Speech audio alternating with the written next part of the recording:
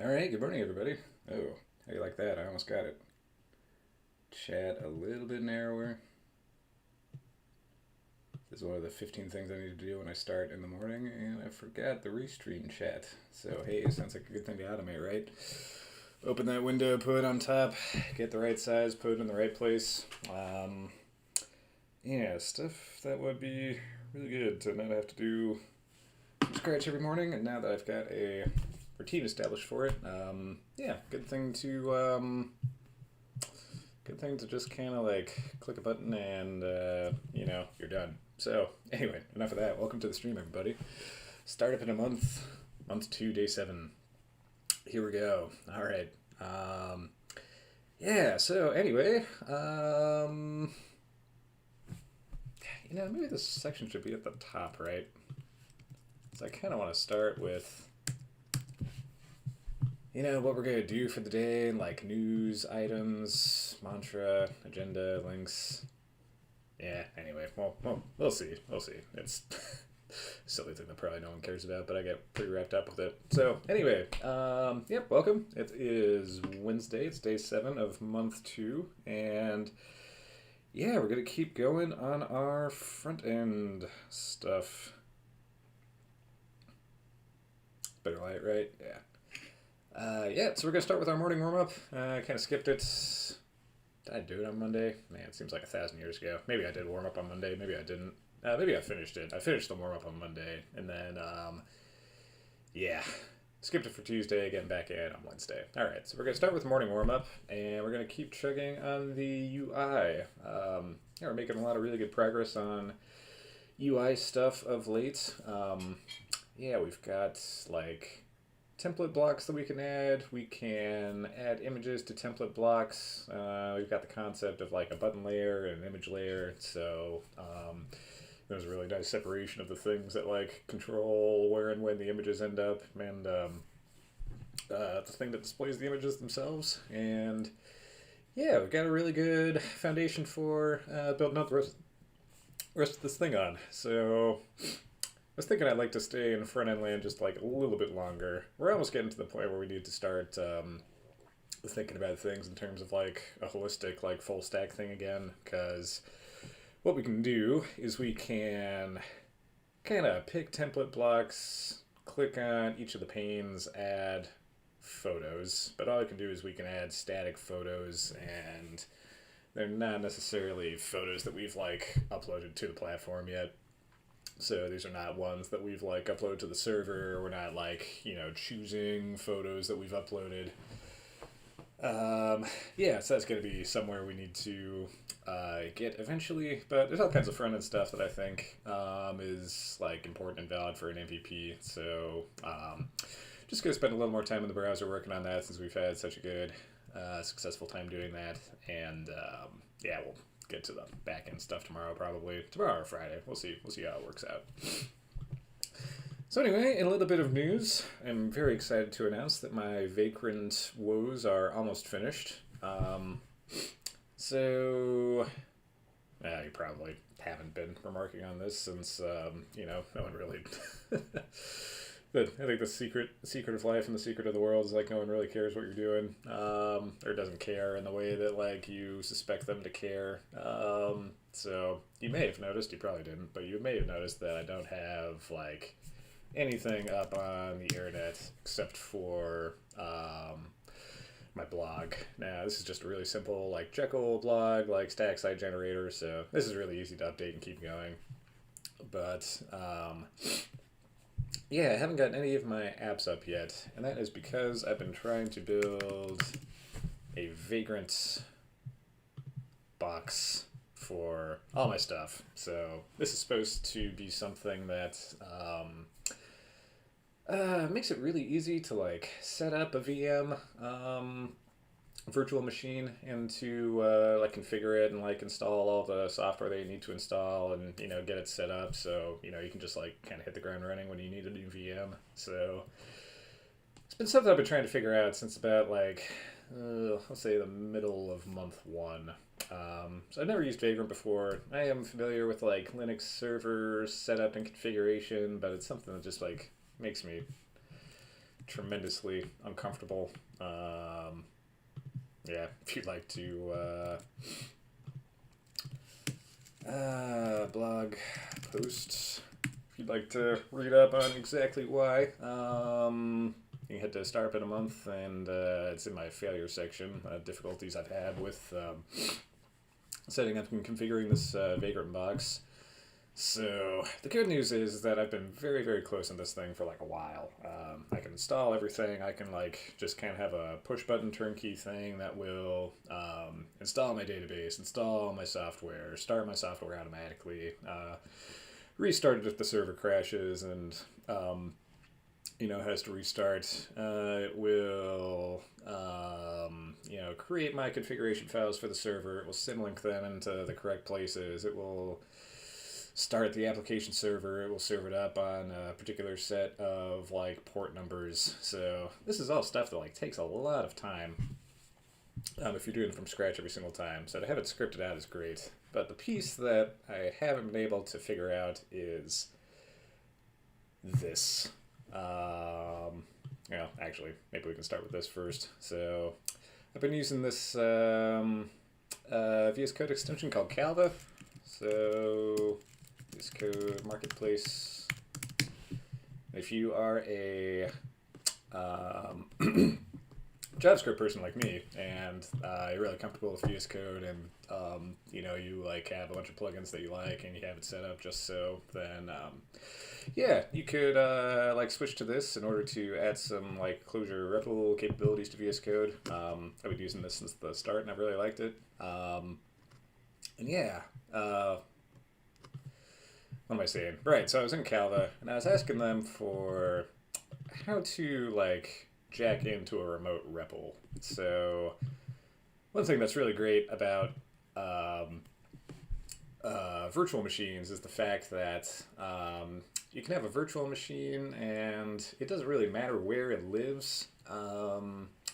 Because it's a virtual machine, it's like this isolated environment that's just kind of like, existing and serving things up on certain ports and, running certain software inside a certain configuration.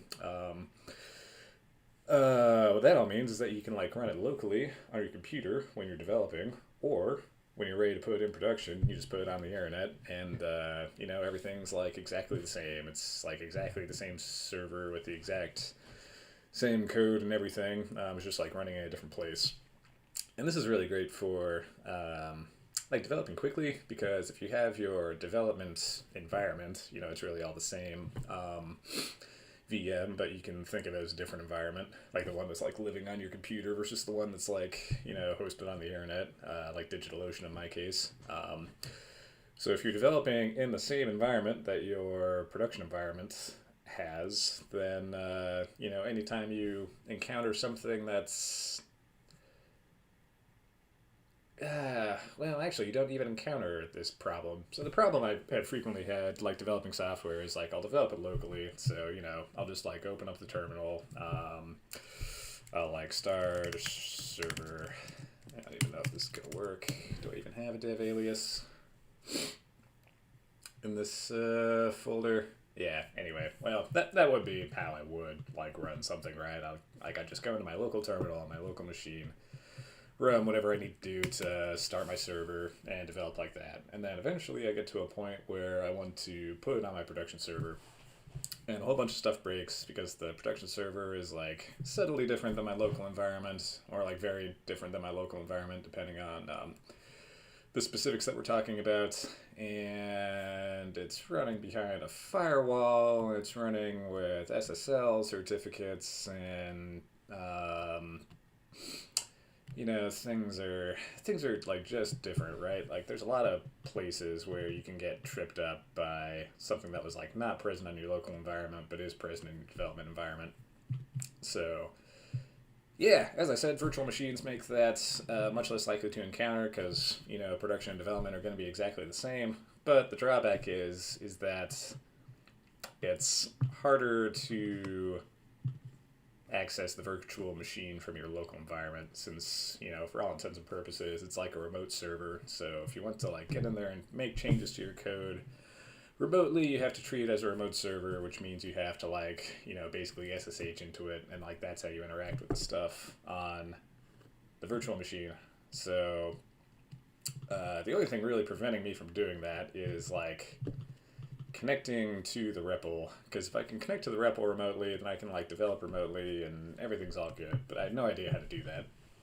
So asked for some help in the Calva channel, got a bunch of really smart people who gave me a bunch of really good suggestions. But man, it's just like so wacky, so crazy. And then, yeah, it's been a long time trying to figure out how to do this. A lot of like back and forth and kind of banging my head against the wall. And eventually I found this like teeny tiny little Stack Overflow answer, which had exactly what I need. So this is like a tiny little namespace you can like copy into your file. It'll define this init function, which will start your REPL server. It'll activate an nREPL handler, which does all kinds of CIDR stuff. Don't really know what CIDR is. Don't understand it too well. But the point is that you can start the REPL on a port, and once it's running on a port, that means you can SSH into it and connect to it remotely. And that's what nREPL means, I think, networked REPL. So, yeah, I've been trying to do this for a long time and having a lot of trouble with it, and I finally got it. Like I did, I like SSH'd into a networked REPL for the first time the other day, so that was really cool. And that'll allow me not only to develop on my virtual machine, but another thing is that it'll allow me to like REPL into like a running application if I want to. So if this thing is like running in a production environment, what I could actually do is like access the REPL for the production app and like go in and inspect things, inspect states, you know, change it update and like integrate code on the fly. So yeah, if I'm having like a bug or something, or if I need to like, you know, reset some atom that got too crazy and is eating up like all the memory on the server box or something, then that's like totally possible to do. So that's a big development for me, and I'm kind of excited to have made a breakthrough, and I think it's going to save me a lot of time. A lot of heartache and stress, a lot of stupid, incomprehensible bugs that I just encounter and I don't know why. So anyway, really looking forward to being able to do that. So anyway, it's 9:45, and let's move on to our warm-up section. So this is another kind of Eric Norman, purely functional TV newsletter code challenge. Really great newsletter. You should sign up.com.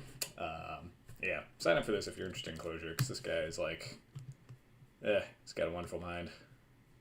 It's really a pleasure to read his thoughts on the words, on the world of functional programming, Clojure in general. So anyway, this week's challenge, and let me update what I'm doing real quick. Warm up code challenge.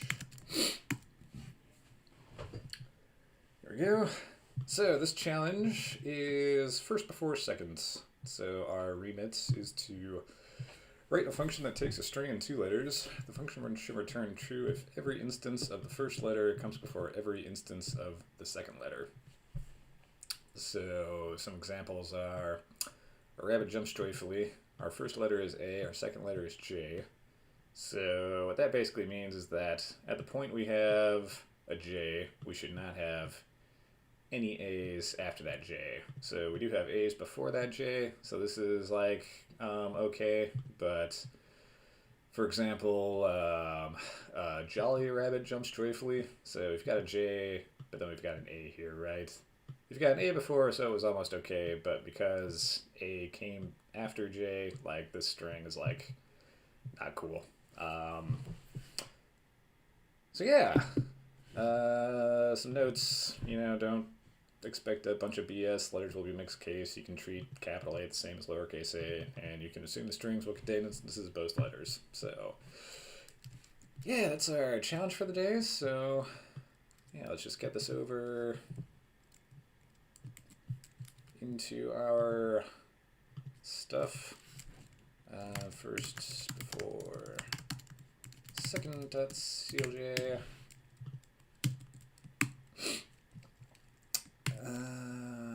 We'll get some room, we'll wrap, we'll comments, we will uncomment,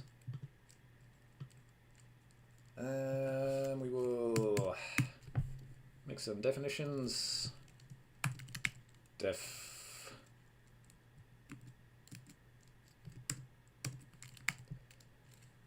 string 1,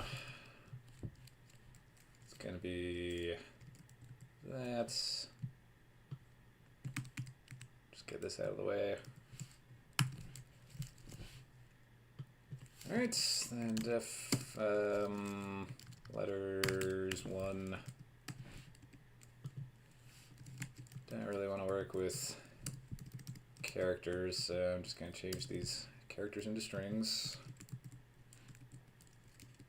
No real reason other than I only learned what a character was in this language last week, and I just want to work in a string, man.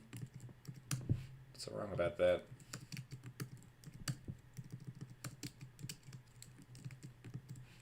Why is it always put in a space before? Okay. Okay, so we got letters 1. How about we wrap that in a vector? We got def letters 2. I'll wrap that in a vector. Def letters 3. Vector def letters 4. Alright. String 1, string 2, 3, 4. Alright.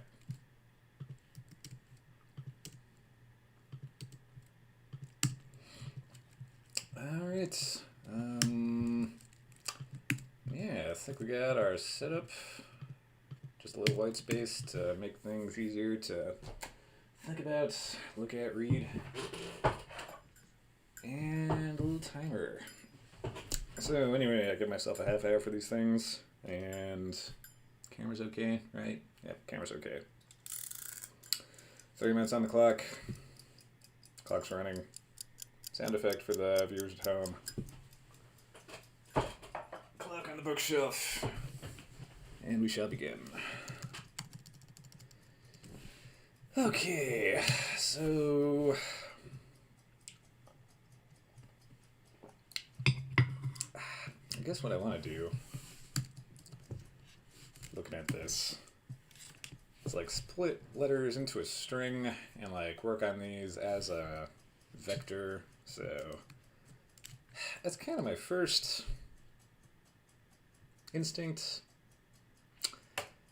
And I'm always kind of wondering like whether I should start there, because I think like a lot of functional programming stuff I've ever done in JavaScript is kind of like require that as a first step. Like the string utilities are just so like, oh, kind of mutation oriented, object oriented in terms of their implementation. That's kind of hard to like work with strings in a functional way. So like splitting a string into an array is just like a much better way of working with things in kind of like a pure stateless fashion. I think that's probably not the case with Clojure, but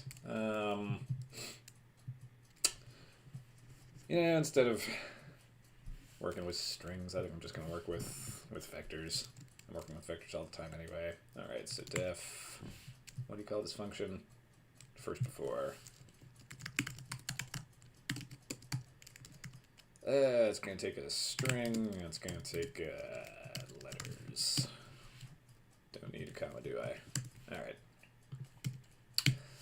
So, the first thing we're going to do is we're probably going to have like let's split string is going to be string Clojure.string as string splits the string on any old character. Okay. So if we say def string equals, nope, string, def string 4, set that variable to that variable, what do we see? We see nothing because into the REPL. So let's get all this in there. Line by line. Alright, string is string 4. And now, if we call that, I bet we'll see something different. Something different indeed. No such namespace because we did not load our requires in.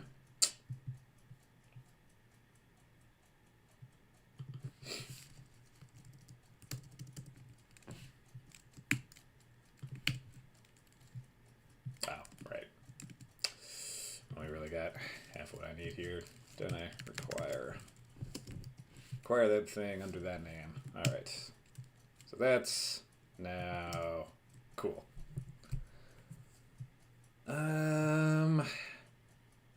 Yeah. You know, I saw another video or another challenge. String. It was like string splits,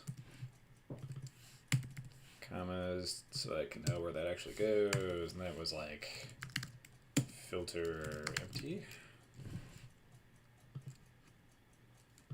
filter that thing. Let's give me what I want.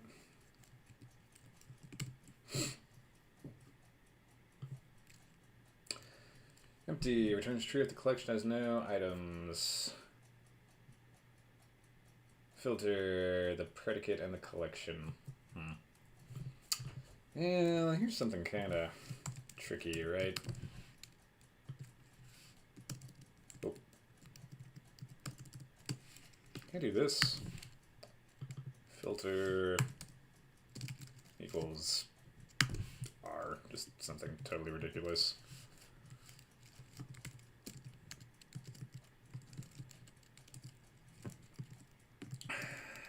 Equals. That's gonna be a letter, isn't it?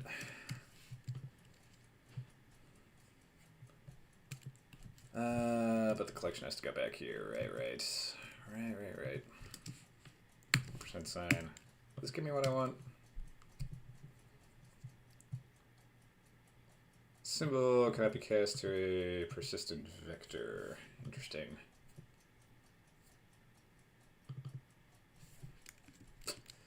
So I'm trying to do is I'm trying to take this array, I'm trying to filter it.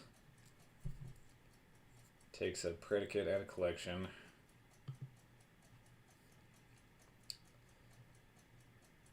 Returns logical true.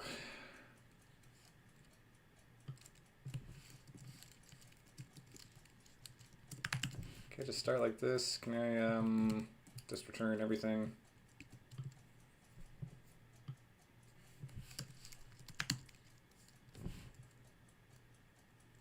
Yeah, it's just a value. That's not a function that returns true.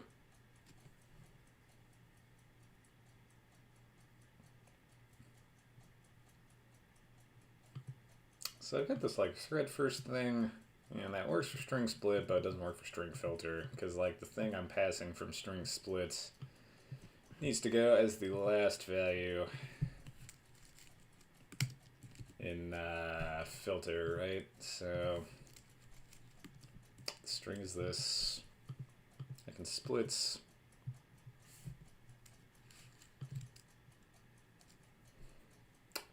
What I'm trying to do.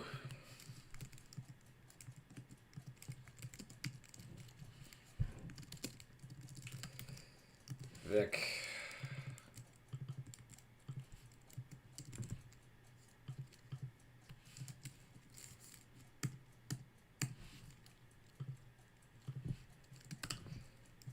This isn't really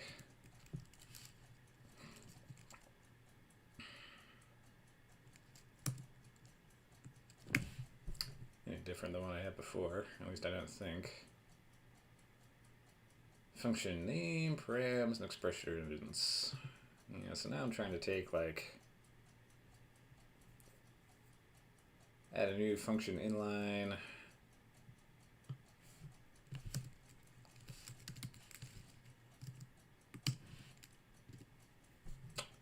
Too many arguments to def.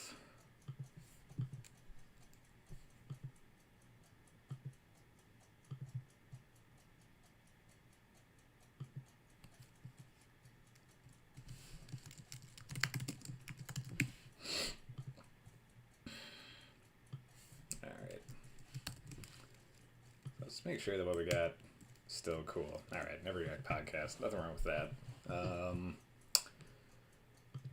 Why can't I write a function which just like takes this as the first argument? This is a function.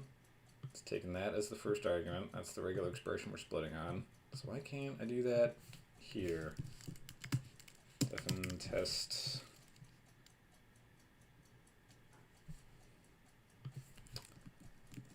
Just like function test takes a vec. Is it because I don't have a body in there?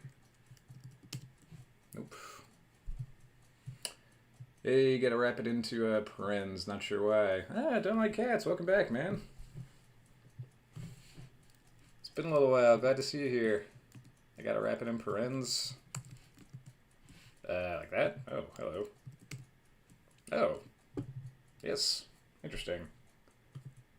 So parens mean evaluate enclosure. So I guess I have to evaluate that like inline function thing before I actually try to pass it to the macro.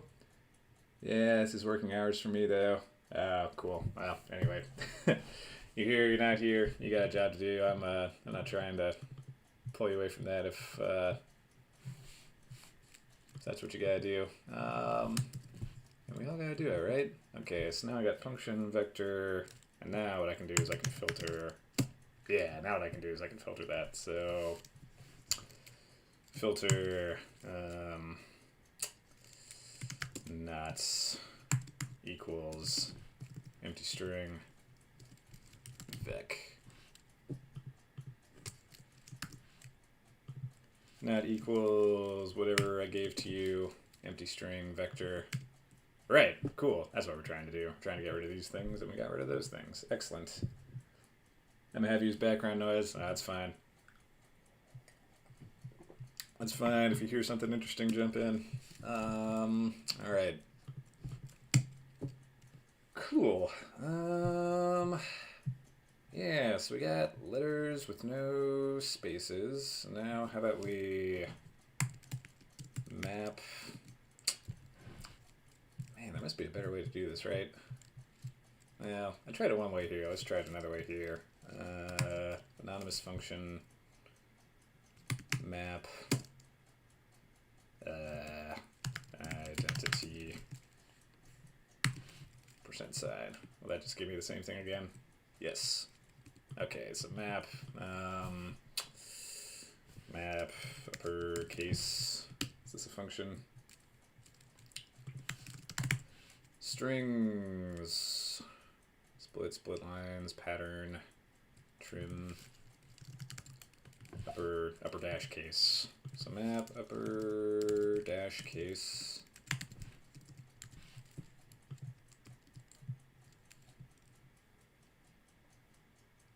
Maybe that used to be string uppercase.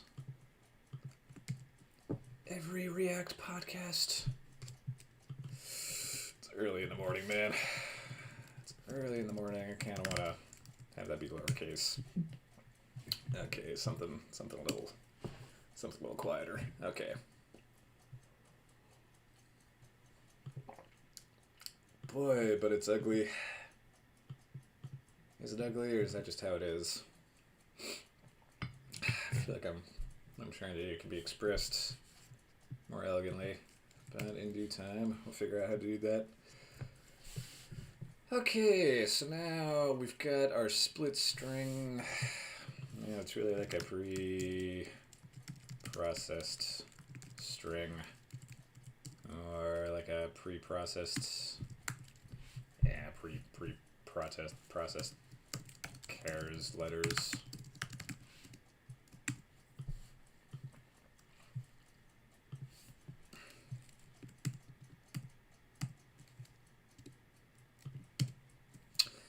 Great, so we've got that. And now we need to start looking for letters within this pre-processed string.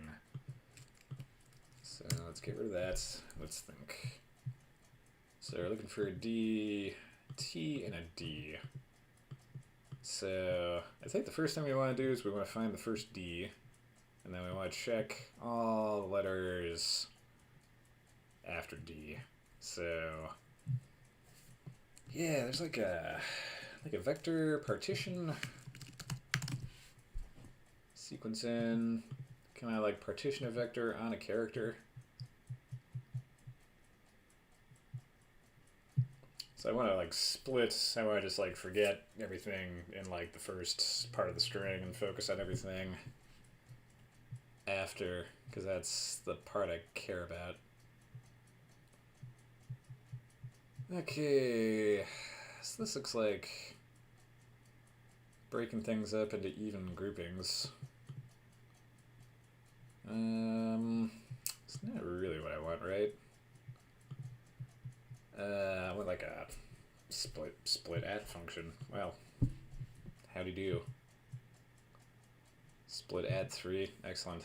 So yeah, next thing I want to do is I want to find the index of the character I'm searching for and call this split at function on it. So maybe that's another thread function. Pre-processed letters. I think I need an index of.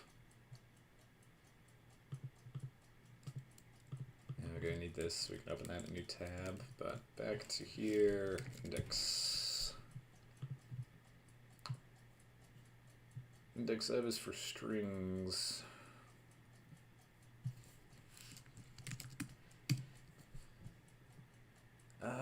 Lists. Dot index of. Ooh, scary Java.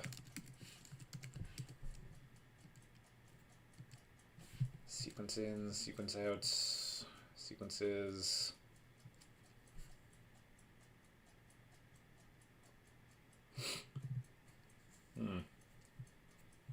Guess I could do drop while.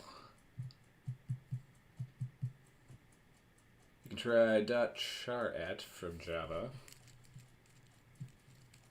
Drop while. We'll save you .char at.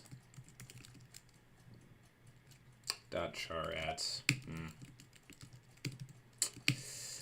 Yeah, and that's not super comfortable with Java interrupt just yet.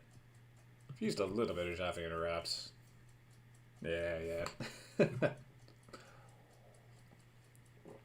It's something I'll dip a toe into eventually. Probably something I'll dip a lot of toes into eventually. But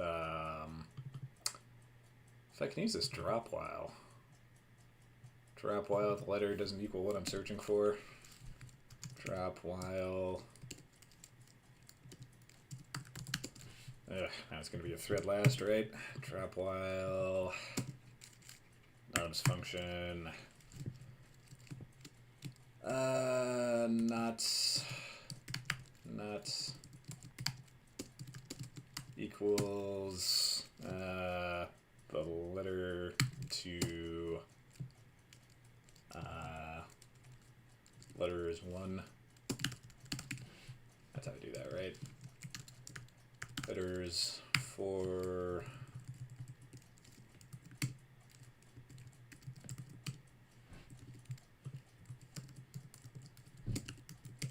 right. Letters at the index of 1, which is going to be the letter I'm looking for. Okay.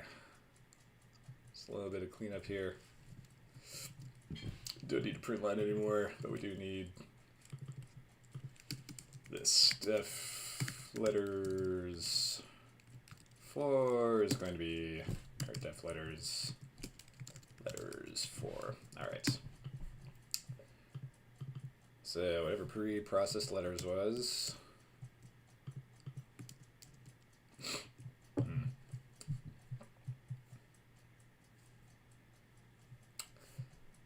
And maybe I'll I'll just copy this for now. Def pre-process. Oh, hello. Accidentally opened iTunes. No, I don't think I will. Thank you. Not now. Not now. Thank you. Okay, pre-processed letters. It's gonna be that. Nope. It's gonna be that. All right. Yeah, now I can just like evaluate this, yeah? Name to resolve Sivers simple letters, because it's not in the namespace yet. Javelin Boolean cannot be cast into a function.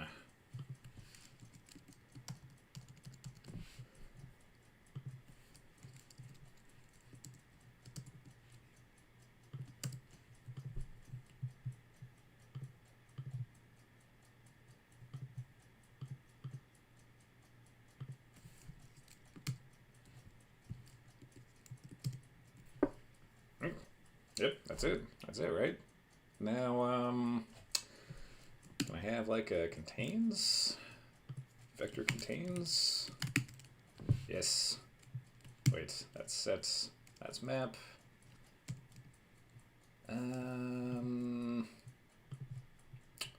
Returns true if key is present in any given collection. So this is for sets. Wait, collection? Yeah, we can use this on a vector or a list. And now, boy, I think I'm already done with this. Why is my tabbing so weird? Contains. God, man. Something I really, really liked about Ramda, which how much time do I have left? Do I have time for a diversion? Kind of. Something I really liked about Ramda.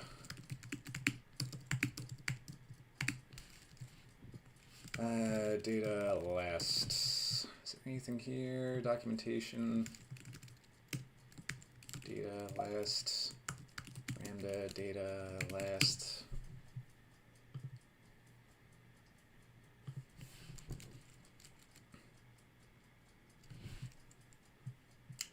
I really liked about Ramda. I hope this blog post is worth it. Data last. Since curried functions can always be transformed into single argument function, yada yada yada. Adverbs should always come before any objects. Yeah, that's kind of an expression of the idea I'm getting into here. So like all the utility functions in this library have like data last. So say like prop, you notice that the prop comes first, and the object that you're asserting, like prop on, comes as the last argument. Or say we go to unique. No, unique just takes one argument, so that's not so valid. But like values, and it also takes one argument. Sort, yeah, sort would be good. So sort takes the function and the array that you're sorting on. Or like pipe. Pipe takes the functions that you want to run and then the value that you're going to run on it last. QM Stewart. I was just kind of waxing cranky about my threading problems here. Coding challenges at the bottom of that blog post. But anyway, yeah, Ramda, all the data comes last in all those functions, which makes like threading or piping in Ramda like really, really easy to do. But thread first, thread last, like, you know, I had to thread last because like drop while expects the collection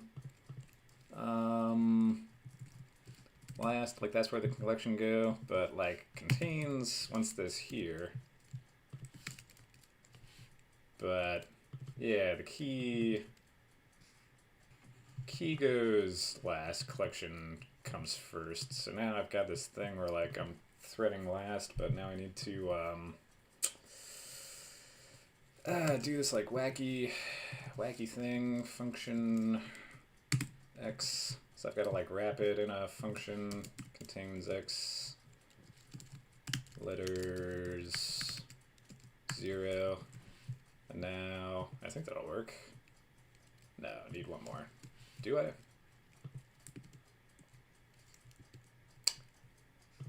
Nope. Done. One more paren. Oop. Uh-oh.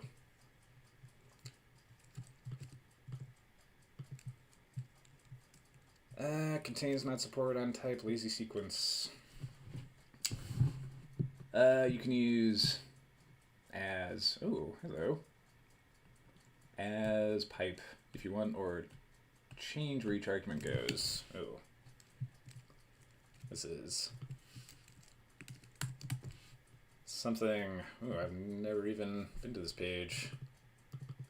Binds name to expression, evaluates the first form in the lexical context of that binding. As owners.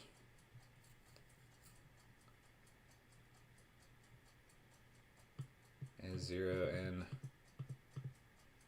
yeah, this looks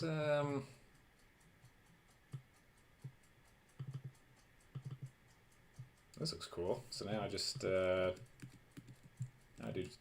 this, right? As x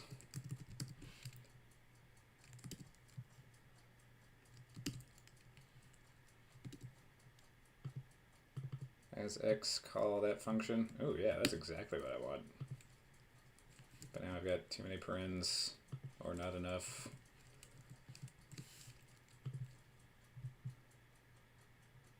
Unresolved symbol x. Alright, let's just cool our jets here, figure out what's going on. Alright, so as x, identity x. Can't let me do that. Nope.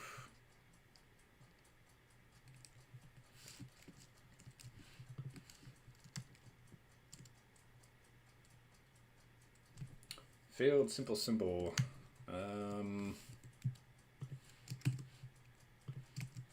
need to do it like that.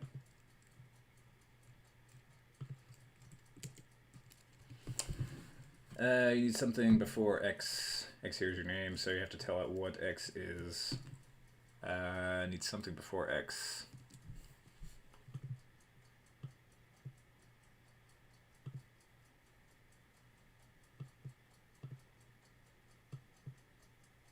Something before x.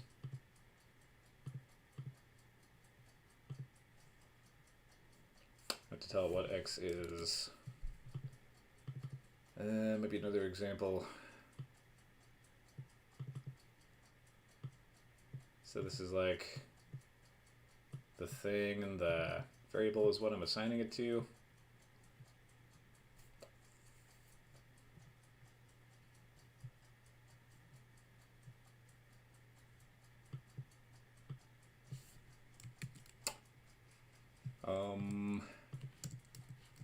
As x $? No.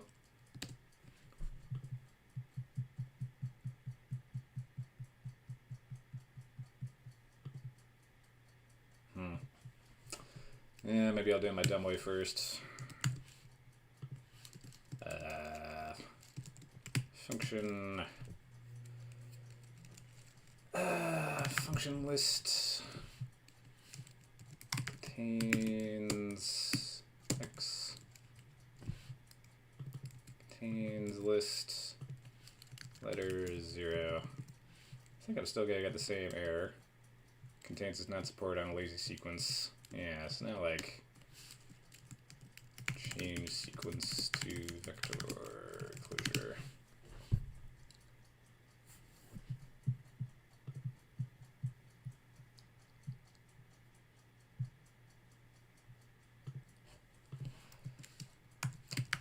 To vec list. So bad.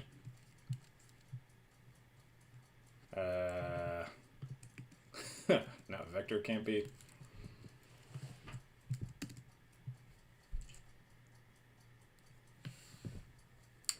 Okay.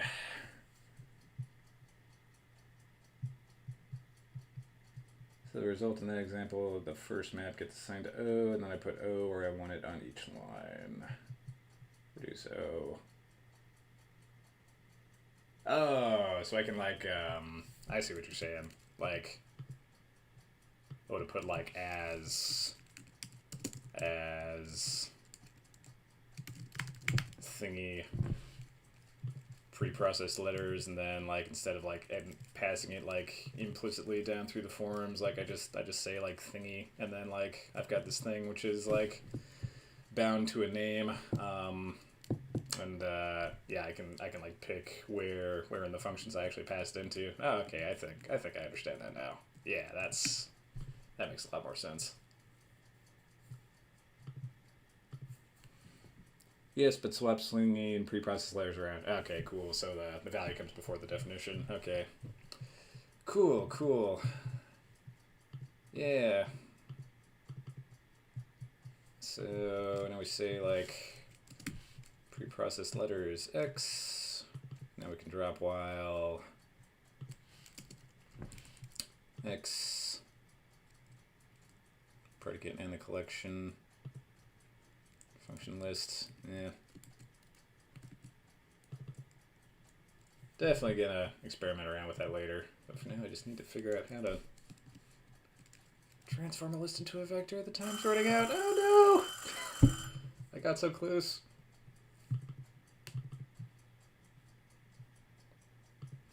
Sequence back to a vector.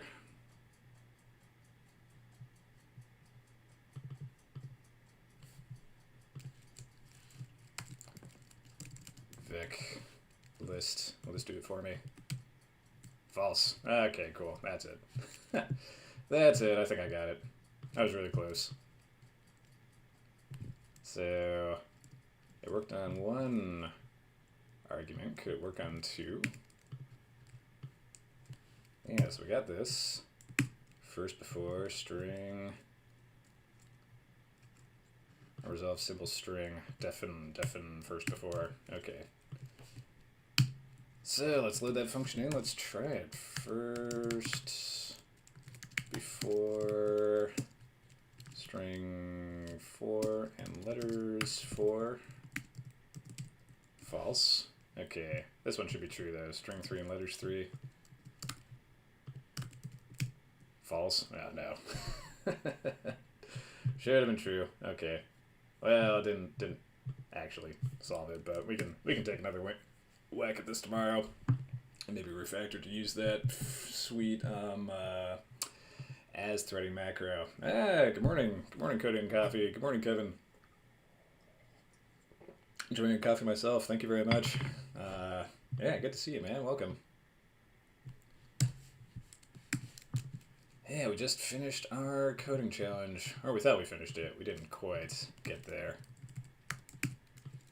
But, man, I'm curious about this as thing. Purely functional TV videos are pretty darn good. I bought a few off of them. Yeah. You know, I've been reading Eric Norman's newsletter for a while. But I haven't done any of his like training videos or anything like that. So thingy.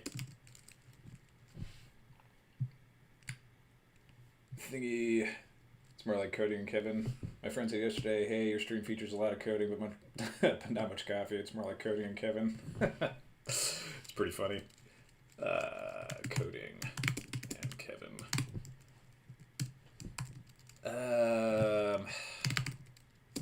Printline thingy. Or no, how about string, not string, but stir thingy is a show about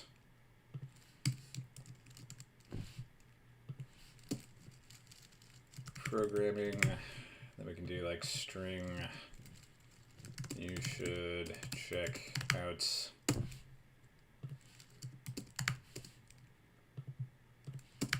thingy.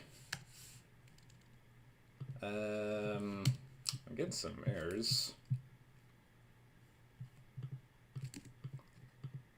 So if I want to pass this like sequentially down through the forms, swap your thingy around with Cody and Kevin.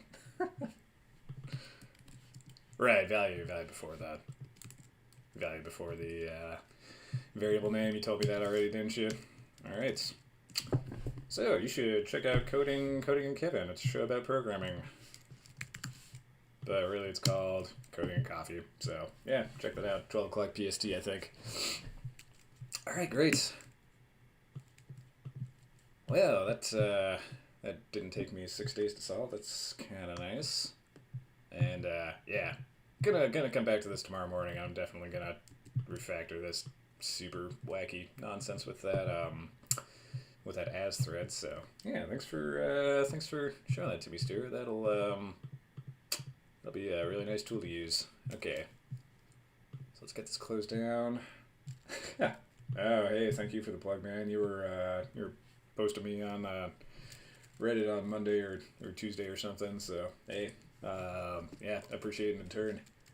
Let's see. Continuing my build for Pig Story. All right, cool. So let's get down to business.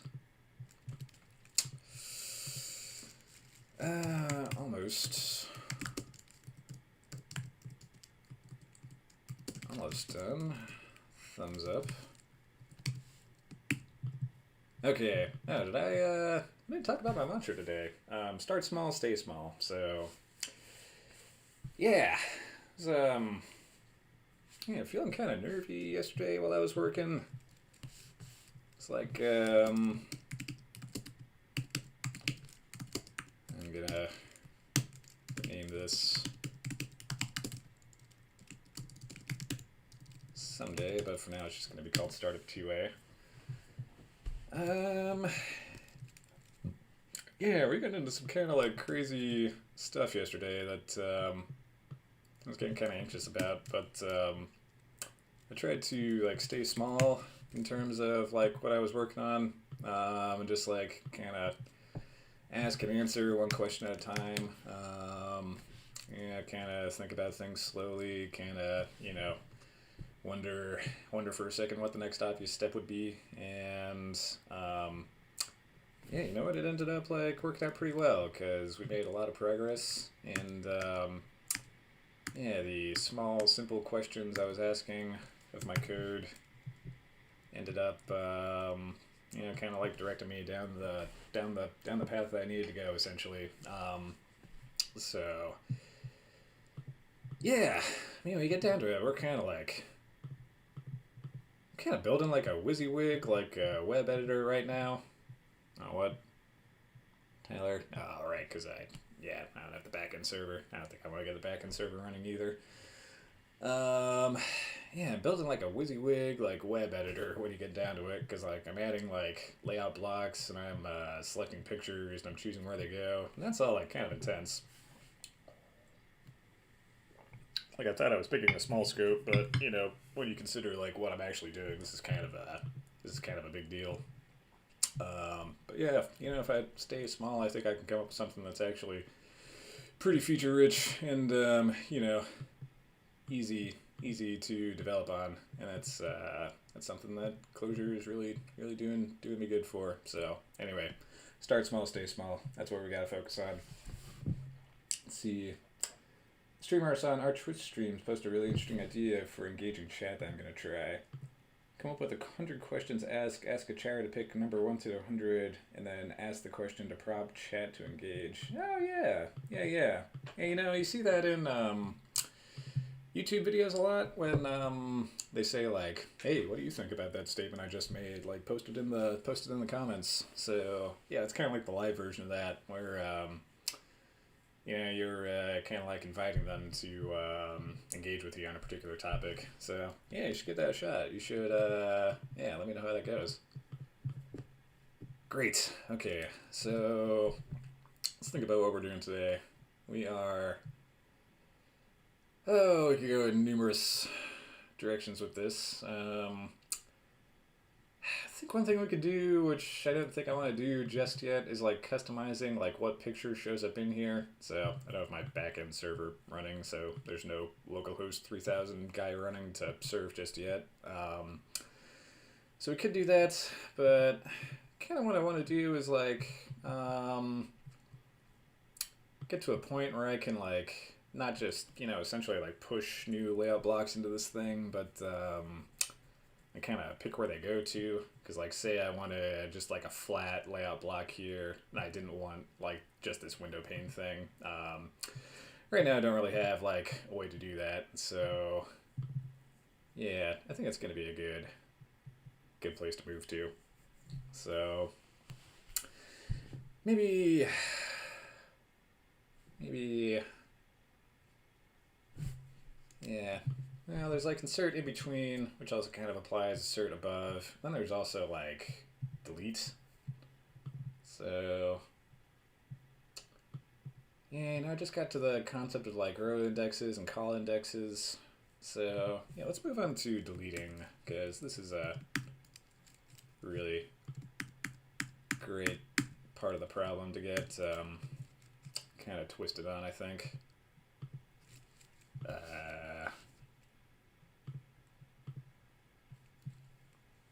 Cal the window, split to the right.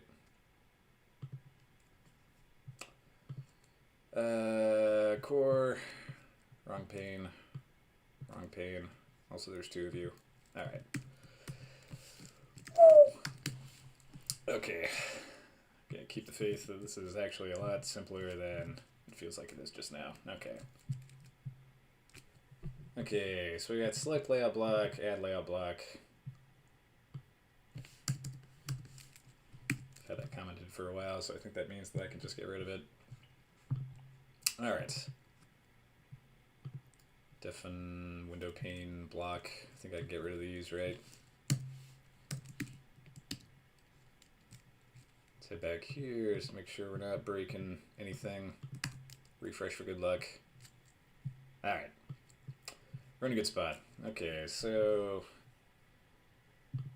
I guess we can start with the easy thing and give myself like a little UI widget for actually deleting these blocks. So that means we go to our layout blocks file first. We wrap so we can see what's going on. Break this onto new lines because I can't even. So image selectors, we don't need that just yet. Image renderers, we don't need that, but we do need the template selectors. Oh wait, hold on. Not the template selectors, but the image selectors. Yeah, okay, so let's start with side by side.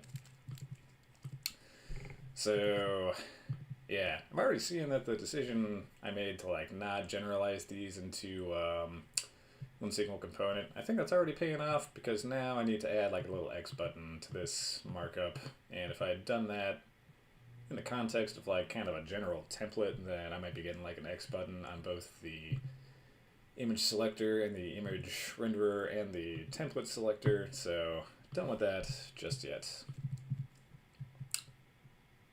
Okay, and I think our favorite is window pane, so let's do that.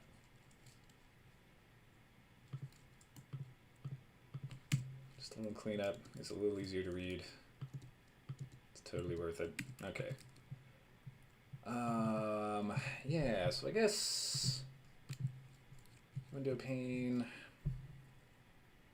I guess what I could do is I could wrap this in another div. Class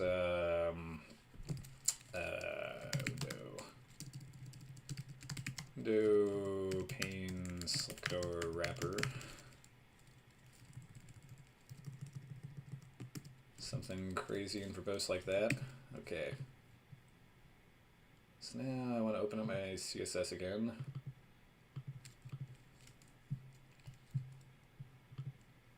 Let's go to layout blocks. Let's find this and let's make a grid for it. Already got it open here. Okay. So here's the layouts for that. So we're going to display grid, templates, columns, grid, template, rows. Great. And what we want to do is, I think something like this. Let's just draw this out real quick to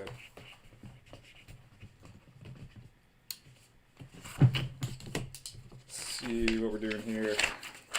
And you can stare at my massive hairline while I'm hunched over drawing this thing out.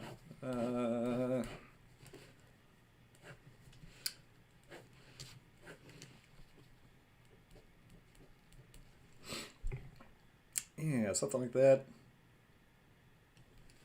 It's like a 2-row, 1 call. Yeah, I think that's right. Yeah, okay. So now what I want to do is this.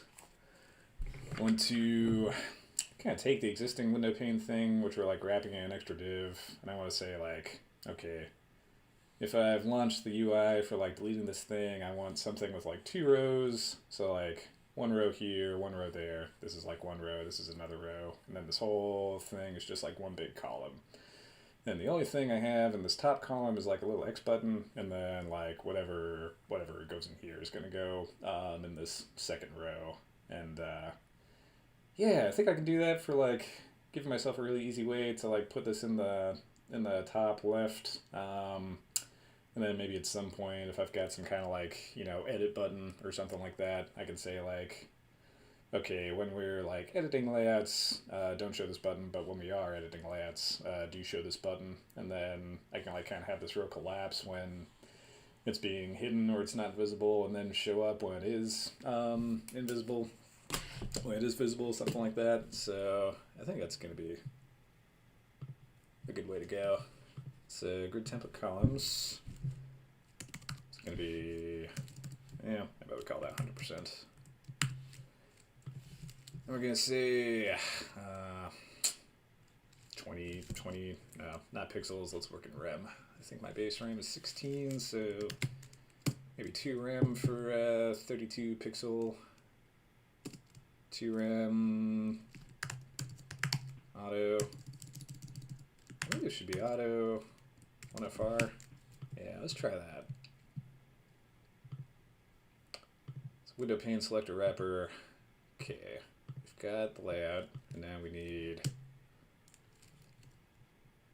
okay, second div, that's going to go in the second row. First div,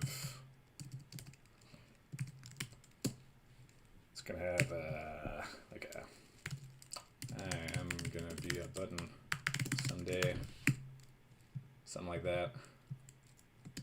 Now if we go back to the browser, oh, hello. So we can see some stuff. Little pane selector wrapper grid. So I think this pretty much works, but now we've got the added complication that the template layer is now like kind of goofed up. So, oh, kind of hard to demonstrate, but yeah, we've got like the template selector. Okay, so you're seeing 2 boxes right now, right? Like in this box is the actual like button div that contains the button, like the thing that we just added this text to. And this text is like pushing that down, which is like all well and good and expected. And then we're seeing this like, oh, you know what? How about I just, okay, so imagine that. Oh, can I just like kind of make this hidden? Duplicate node, delete node, attributes, add attributes.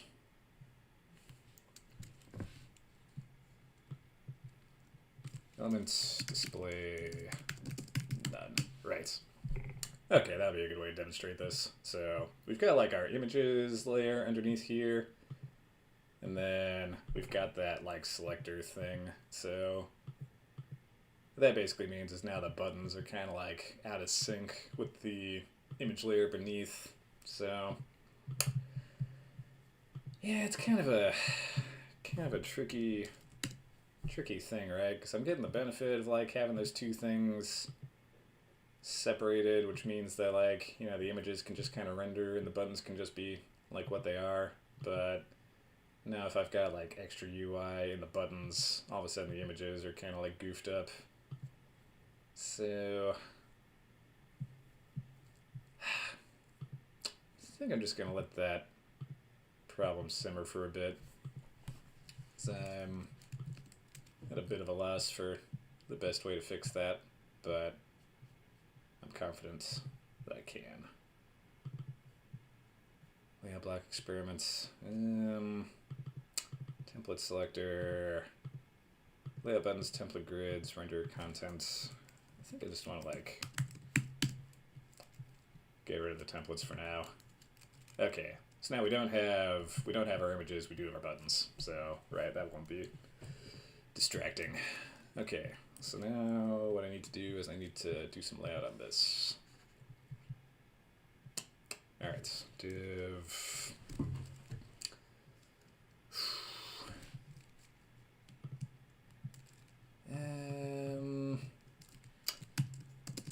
Class.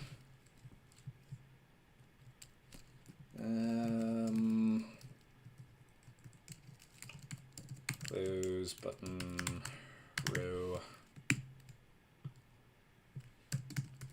Then a button. And a button. Cool. So now let's do this. Go say window pane selector wrapper.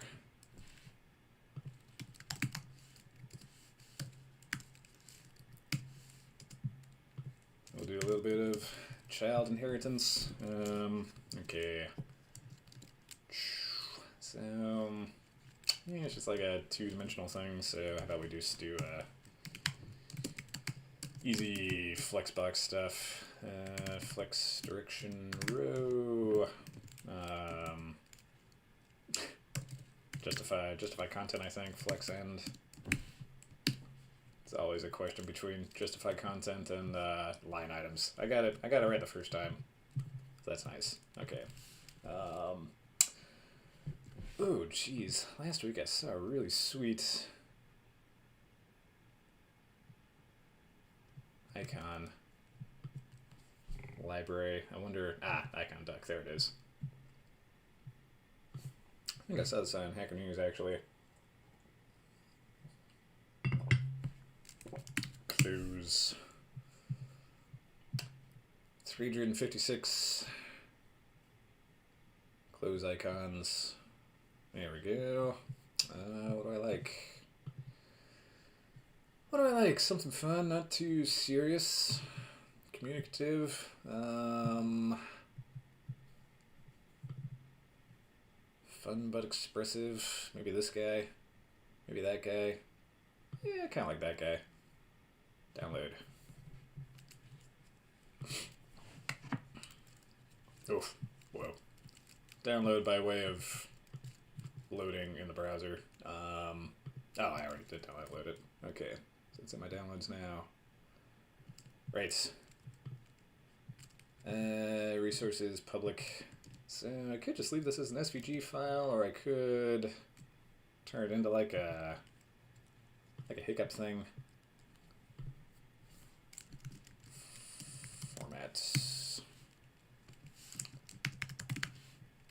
Format documents. No. Nothing for formatting HTML. How about I just toss this into a hiccup to HTML, HTML to hiccup.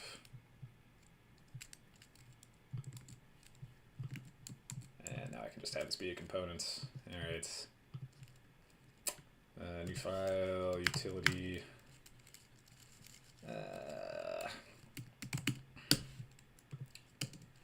Namespace pigstory.utility, and we're gonna say diff close icon. It's gonna be that. Cool.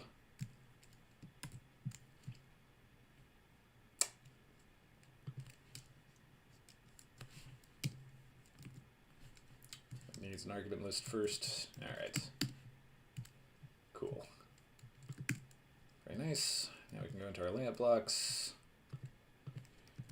We can require pic_story.utility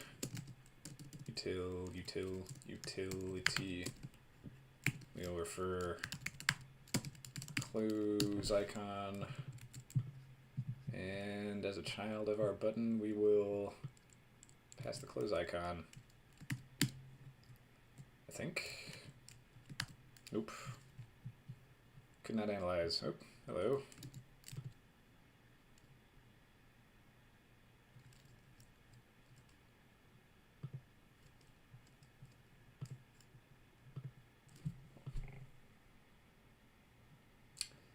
Yeah, it's all good. Oh,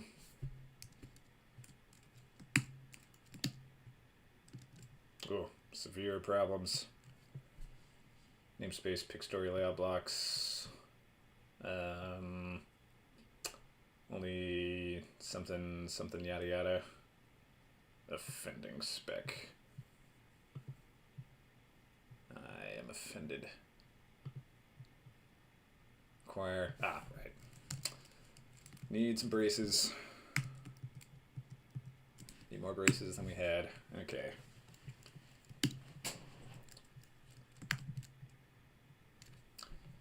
Great. So I think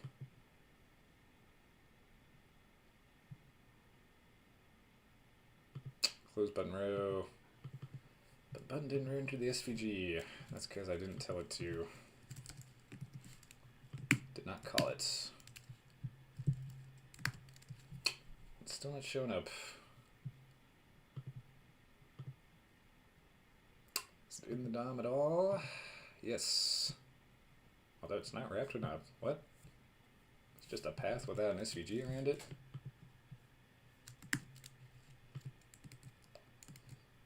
Oh.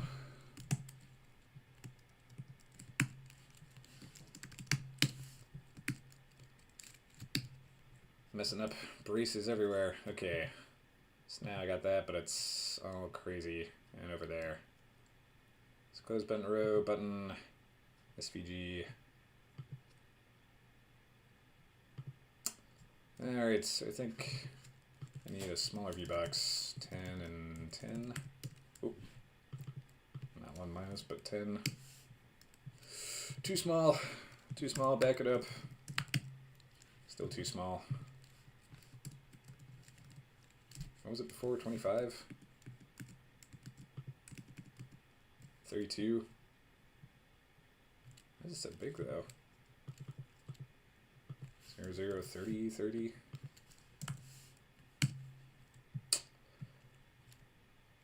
Uh, 32. No, it needs to be 32, right? Yeah, once upon a time I worked with SVGs all the time. So the button, maybe I need a height and a width on it. SVG, VBox, heights, 2 rem, width, 2 rem. I think that'll be part of it anyway. Yeah, here we go. Yeah, so scaling SVG. Yeah, this is like the kind of golden fountain of knowledge if you want to learn how to like actually scale SVG elements, because SVG is a crazy spec, and a lot of browsers treat it differently depending on like what exactly you're trying to do. Scaling SVG. So beforehand, it did not have a explicit. What the hell?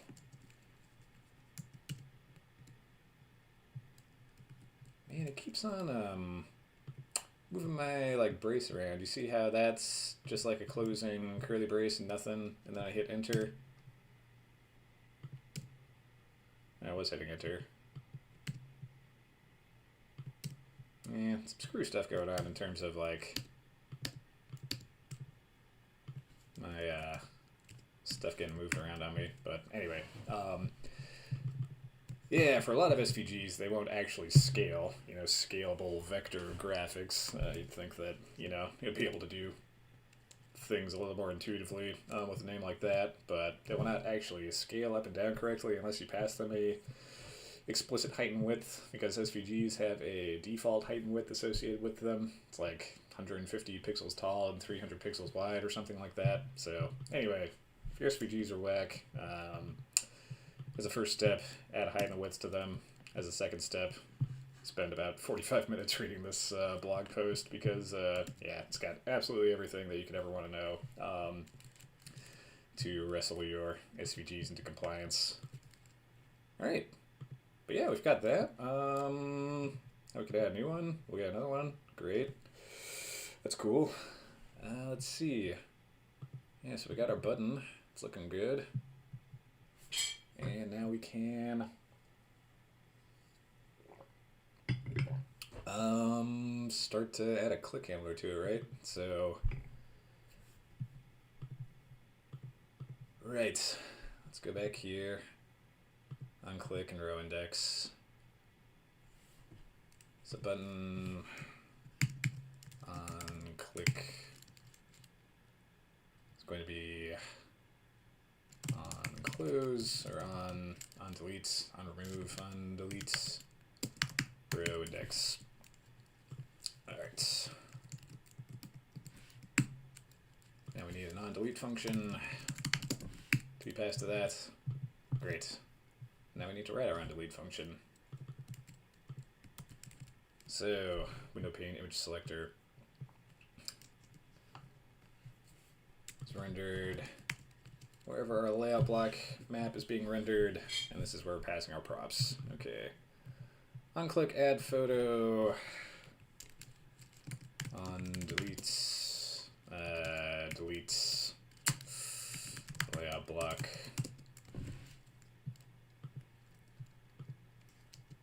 More white space. White space is good. And wherever we wrote add photo would be a good place to write delete photo. Delete layout block. Define delete layout block. Takes a row index as an argument and does what?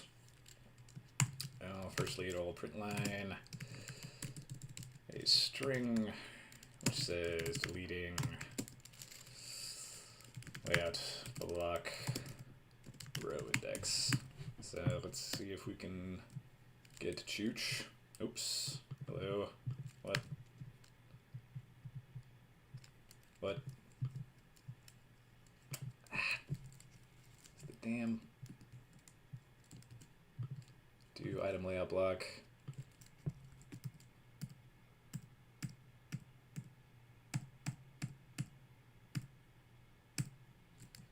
Right. So if we added two of these, we should click that and see deleting row 0, deleting row 1 in our console. And we're going to get a lot of errors.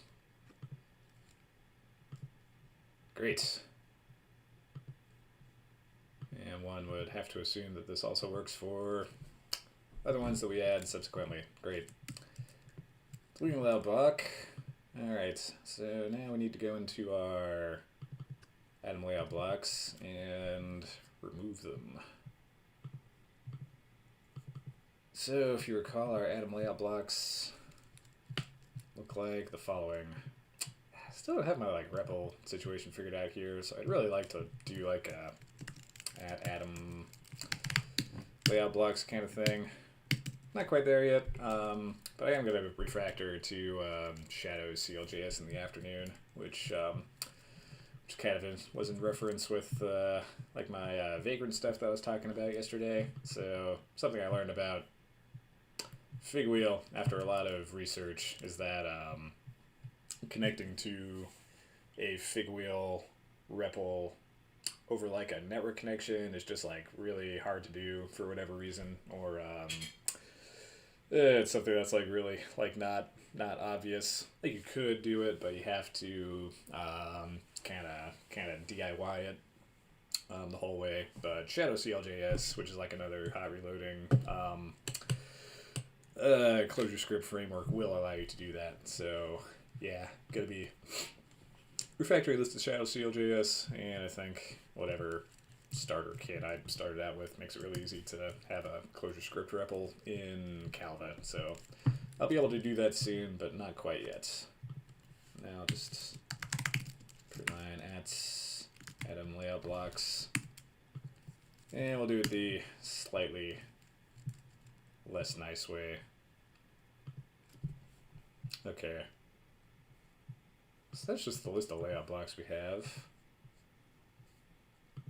And Atom images.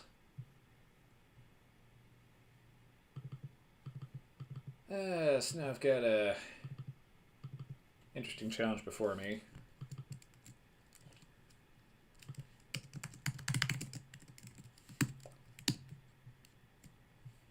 So let's just like click, click, click. Alright, so we added that one, and that one. And now if we click close, what do we see? We see that we've got this like list of layout blocks, which is cool. It's just this flat list of like, you know, what you added at what place. But we've also got this list of like rows and columns with images associated with them. So like row 0, col 0 has a following map with an image URL of like localhost 3000 guy running. Row 1, column 1 has Tyler. Row 2, column 0 has guy running. You know what, let's just start this real quick. Don't think I did anything to break this yesterday. Dep scene, start the dev alias. No labs and pictures.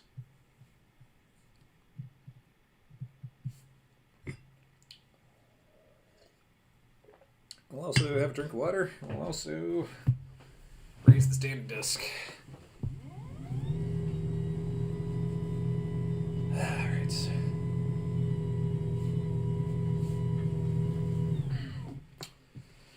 Here we go. Now we're huge and we're looking down a little bit. Now if we refresh and we click on a button, I think we will get pictures. Nope. Maybe I need to load you in first. And REPL disconnected.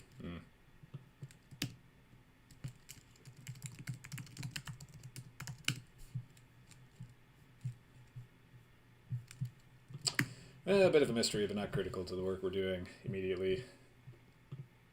Alright, so row call 10.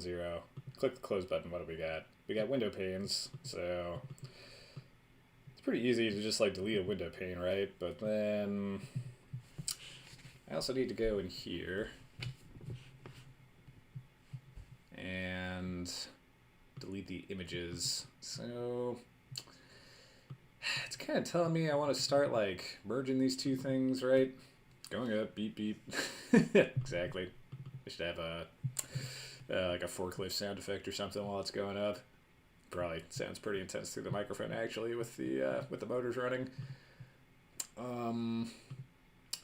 Yeah, so I could choose to merge these two pieces of states, or I could just like say that whenever I'm deleting something, I'm gonna look at whatever row I'm deleting. I'm gonna go into my images object, and I'm just gonna search for like, okay, is there something in here with a key of row 1? If so, just like blow that thing away. And at least in this moment, that sounds a lot easier, so I think that's what I'm going to do. Alright. Right, delete layout block. So, yeah, I guess we need to figure out how to, like, kind of pluck something out of a vector. Closure. Cheat sheet.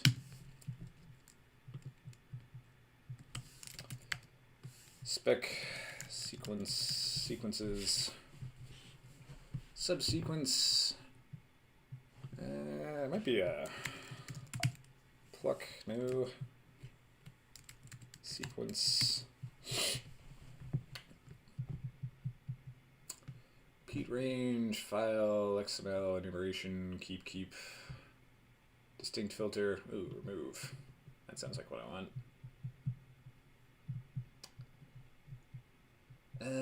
Remove things that are positive. Yeah, so I'm kind of doing... I can use remove for the images, right? Because I can remove, like, you know, key equals, you know, row 1 dash whatever. But if I want to remove something from a vector based on an index, I think that's not something I can do here. So back to the docs. Definitely gonna use remove somewhere. Remove, take nth.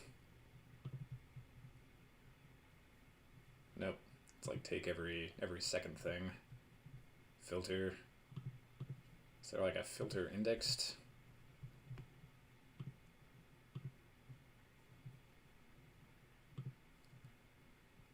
Yeah, Ramda had like a add index function. That'd be really sweet to have. Next F next drop, take while but last, for change. Distinct flag and group by, partition, split at.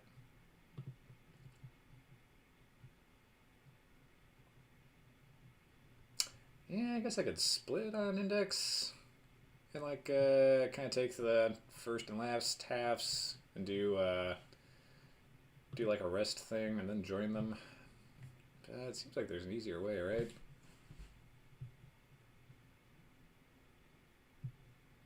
Split with, filter, remove, replace, shuffle, extract item. Here we go. Nth.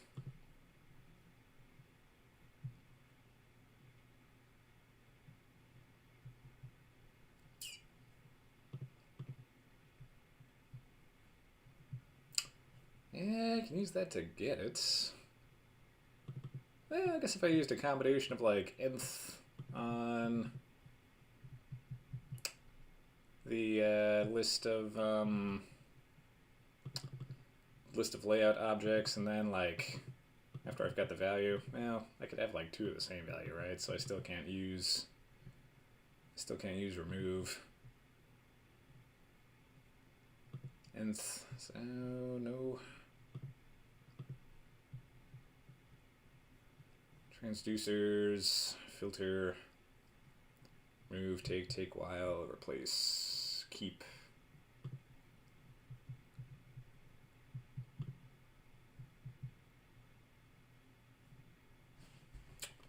Keep distinct, dedupe. Pluck a. Remove a value at index from vector closure. Remove item from a vector to specified location. Exactly what I want. This question was asked 11 years ago. Oh my goodness. Subvec.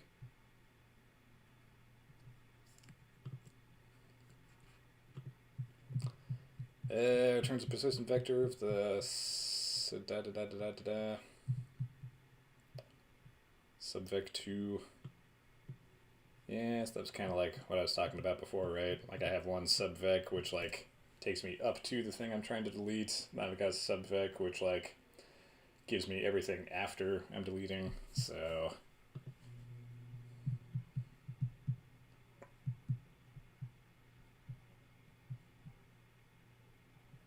yeah, well, if I got a ready-made item, ready-made copy pastable stack overflow function, I'm not opposed.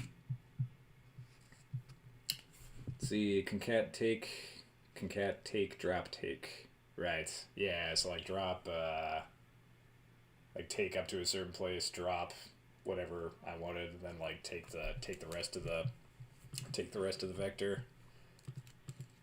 I think that's pretty much what we're doing here. We're like concatenating the subvector of like whatever that collection was from index 0 to the point you're removing at, and then we're also doing a subvector thing on the collection. And we're incrementing the position all the way to the end of the vector. Concat subfect drop but last. Yep. All very similar concepts. And something that you kind of get for free in JavaScript because that map function comes with an index every single time. But in the interest of keeping the utility functions simple enclosure, I think indexes are only included in a couple of those functions. Okay, so let's do like vec remove row index on atom layout blocks. So let's see, print line, what does that look like? Yeah, let's just like comment this out for now. Let's move that down below. And I'm pretty sure that's going to get us what I want. Alright, so let's just get a better overview of what we're doing here. Okay, so if I click that button, I should get window panes side by side, side by side. Window panes side by side, side by side. Exactly. Not but last, that's a brain fart, need coffee. Yeah, man. It's a good thing. I think I had a history teacher once upon a time argue that coffee was what took us out of the Middle Ages and into the Enlightenments, because like all of a sudden you weren't sitting around like drinking beer all day, but you were drinking like a stimulating substance, you know, something that can like kind of drive your mind as opposed to turn it off. And yeah, I think about that a lot. Okay, so we got half of this problem figured out. And now we need to figure out the other half of this problem. So we're going to print line. Yeah, right, we had that remove function. So remove. I kind of want to do this back in my playground, because I don't have my REPL here just yet, so how about we get just a bunch of stuff in here. Take it back to, oh no, I closed it.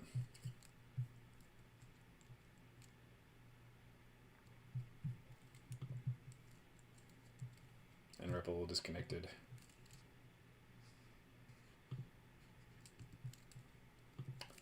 What's my REPL ports? 5000.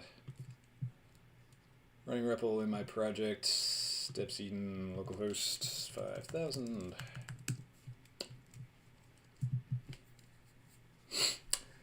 Let's see. QM Stewart says, how do you find Clojure Dev on a Mac? Was it easy to get set up at all? Yeah, honestly, it was like no big deal. Yeah, didn't encounter anything that was particularly strange. On Mac, you've got Homebrew. Pretty sure I use this to install Clojure. This is like the Mac package manager, so like Linux equivalent would be like apt, like you know, when you're apt getting something that's similar to Homebrew installing. So yeah, just brew install Clojure, and I was like pretty good to go. Yeah, I'd say installing it was probably the easiest part of learning it, to be honest with you. Yeah, learning the kinks was another thing, but yeah, actually getting it on my machine was like no big deal. I clipped that bit about coffee taking us out of the Middle Ages. Too funny. Thank you. I use Linux. I tried to get it all working on Windows, and it was painful. Yeah, I never tried to set it up on Windows. Yeah, some things are like really easy on Windows, and some things are really not. Some things I wish I was...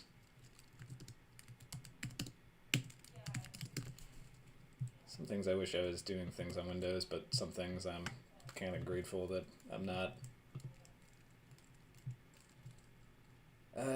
New file. You know, I already got experiments, don't I? Okay. Diff test image map. It's gonna be this thing. Okay, so if I want to remove from this map, what would I do? Remove moves item from set list. Use a map as a predicate. Pass a map to this function. Let's find out if we can do that. Remove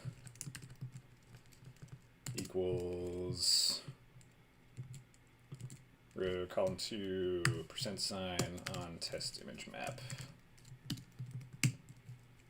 Can we do it? We could if we only started up the REPL first. All the hot OS languages run like crap on Windows with the exception of Java. Yep. Java was of a certain time period.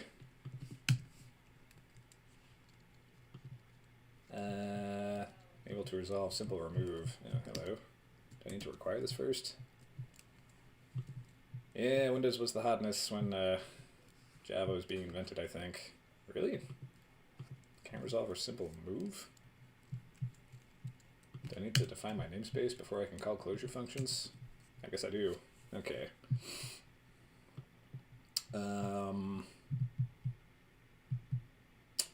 Right, that's not what I thought I would get at all. So now I've got vectors of values.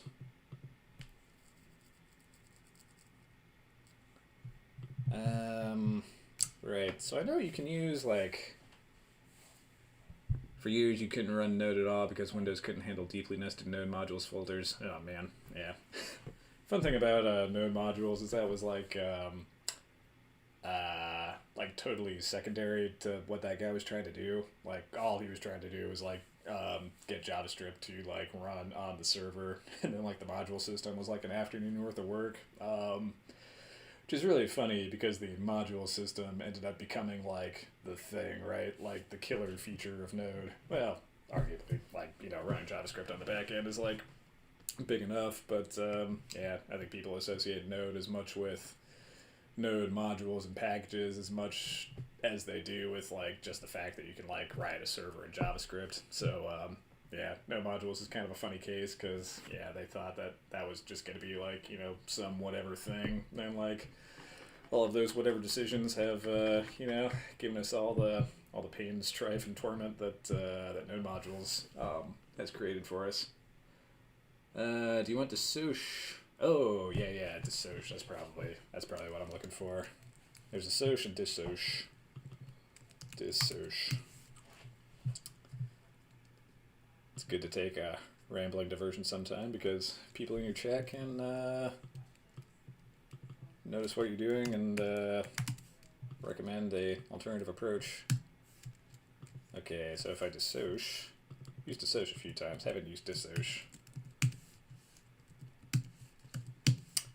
Alright, so that'll get rid of that. And now I need to build that programmatically. So I'm going to say like, row to call to. I'm only ever going to have one of these for each row, so I can do this. Keyword string row index.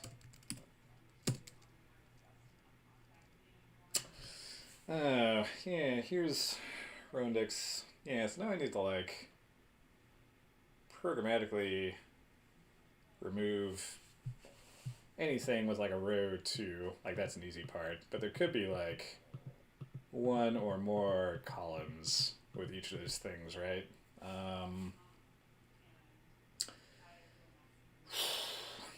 Yeah, so that's interesting.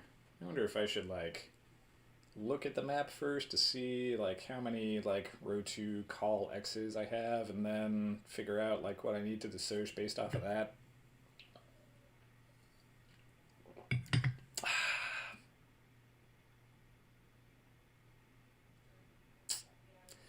Seems like the thing I need to do. Seems kind of hard, but if I can wrap the hard part of that up in a handy little utility function, then maybe it won't be so hard after all. So def, boy, what do I even call this? Get all calls row index So it's going to take a row index and it's going to take image map.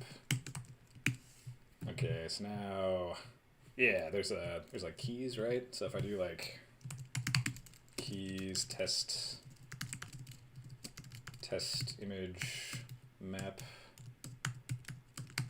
I can get all the keys, and then I can go through and say like, hey, which of you starts with like row 2, and then that's my list. Yeah, so that's not bad. But how do I match a keyword?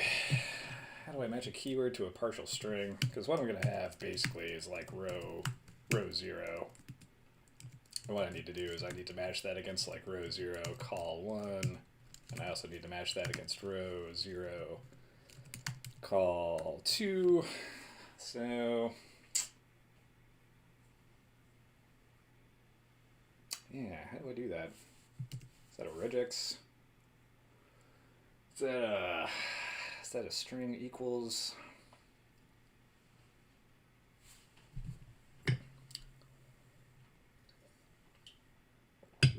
What is that? So I can get the keys. And I would just make this a little bit easier since we're working in a sandbox environment. Row 0, call 0, row 0, call 1, row 1, call 0. Alright, so now I have 2 things I need to find and 1 thing I need to ignore.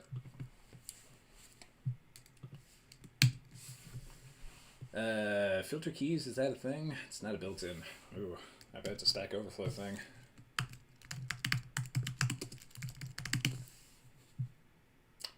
Filter select keys. Filter map by keys. You can do name some key and then regex name. I haven't seen that function before. Returns map containing only those entries in map whose key is in keys. Oh, yeah, this is kind of like the backwards version of what I'm doing. Like, select keys, A1, B2. I still need to programmatically build that right because I don't know what these are in advance. So that'd be like the backwards version of what I'm doing, but I'm still going to have to solve the same problems, aren't I? Let's see. Not nil, regex find, regex pattern string.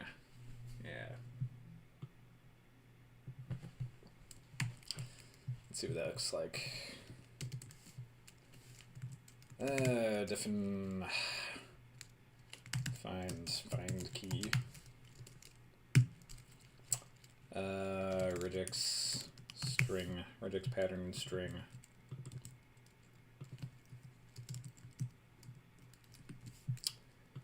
Wrap all that in a form. Yep.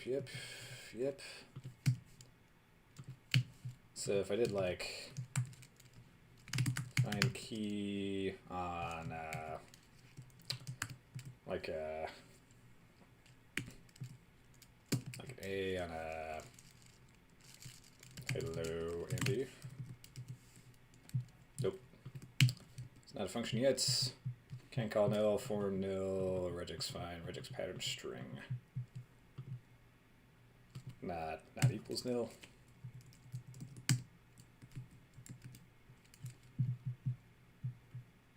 Can't call nil. Oh, still got that same function in there. True.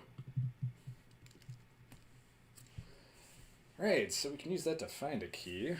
Let's look at that name function. What was that? Namespace? Nope. Name returns the name of a string, symbol, or keyword. Ah, okay, so I can use this to transform a keyword into a string. Ah, so this is like the backwards version of the keyword function, which will take a string and turn it into a keyword. Let's see. The way we have it would be filter, find key, keys, map. I meant nil. So now you can use that in a filter. Oh, cool, okay. So, right. Oh, I've got part of that, so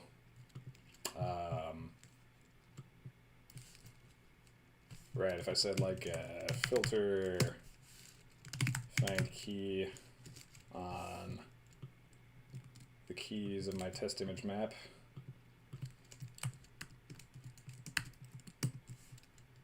And I said, what I was looking for, name row 0. Yeah, I see where we're going with this. Filter, find key, name row 0, then the string's gonna be that, yep. But we need to move that up. Oh, and then that goes outside. Yeah, we're getting this, That, and that, nope. String cannot be cast to a regex pattern. So I need to do like this, like that. I need to wrap it into a regex. Like this. I think, no. How do I turn a string into a regex? Back to the docs. Regex.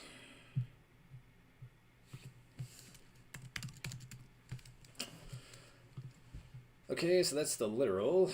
Matches, regex pattern. Maybe that's what I want.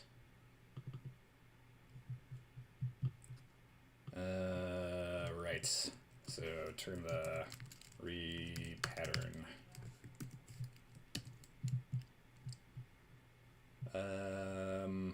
Yeah, that's what I want, right? Keyword cannot be cast into a character sequence. It's now string. Like that. Keyword cannot be cast to a character sequence. Name row 0. Row 0. Yeah, that's right.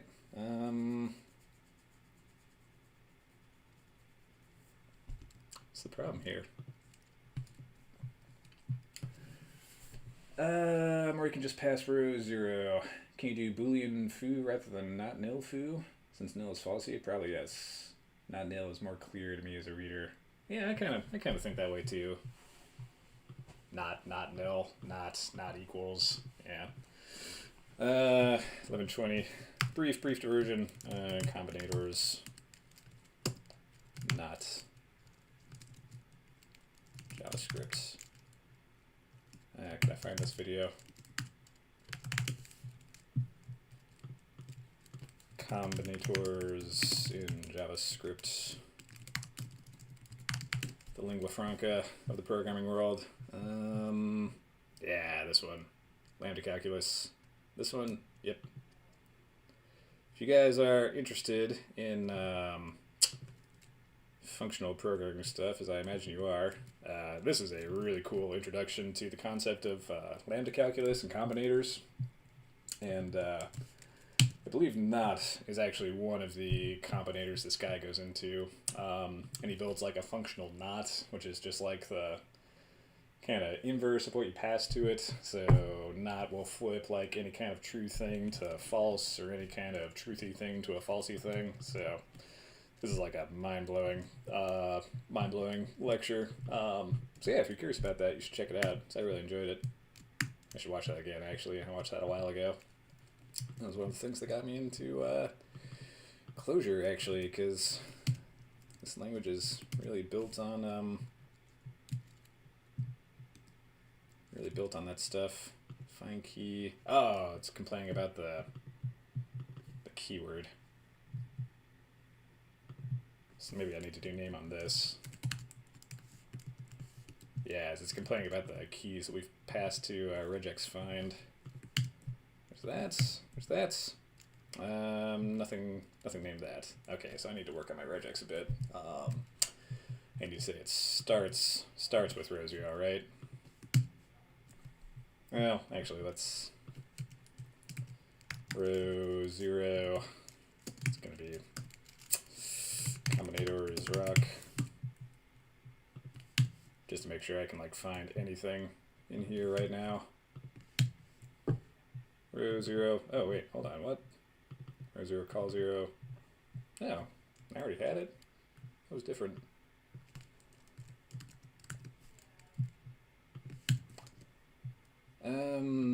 Was that not in there? Test image map, find key. All right, well, that was working, wasn't it? Cool, so I got an ability to find a key based on just a row, and now I can, now can I like dissociate based off of multiple dissociables? So if I say like dissociate test image map,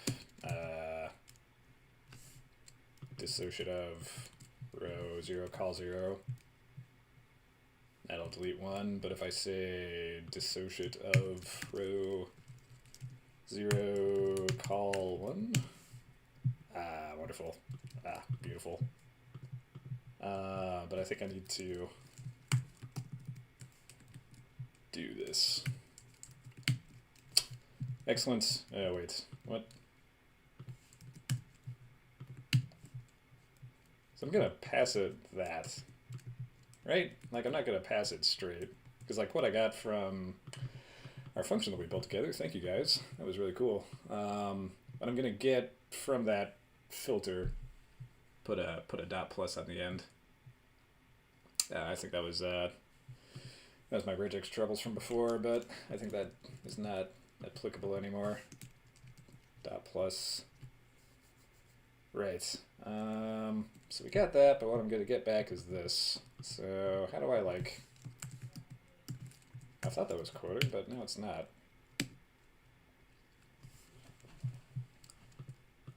And just passing a straight list doesn't work.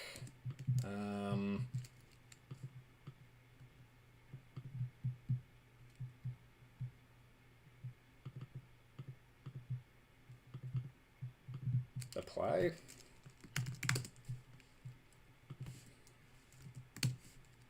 Nope.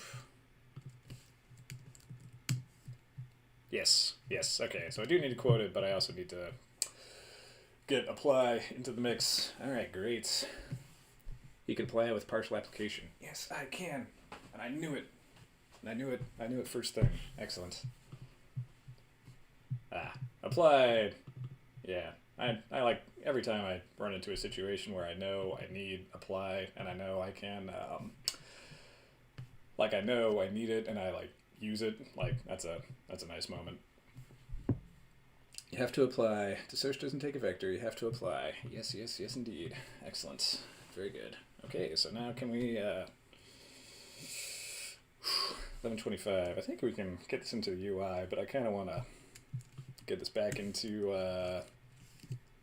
like kind of take us through the whole thing first before we go back to the React part of things.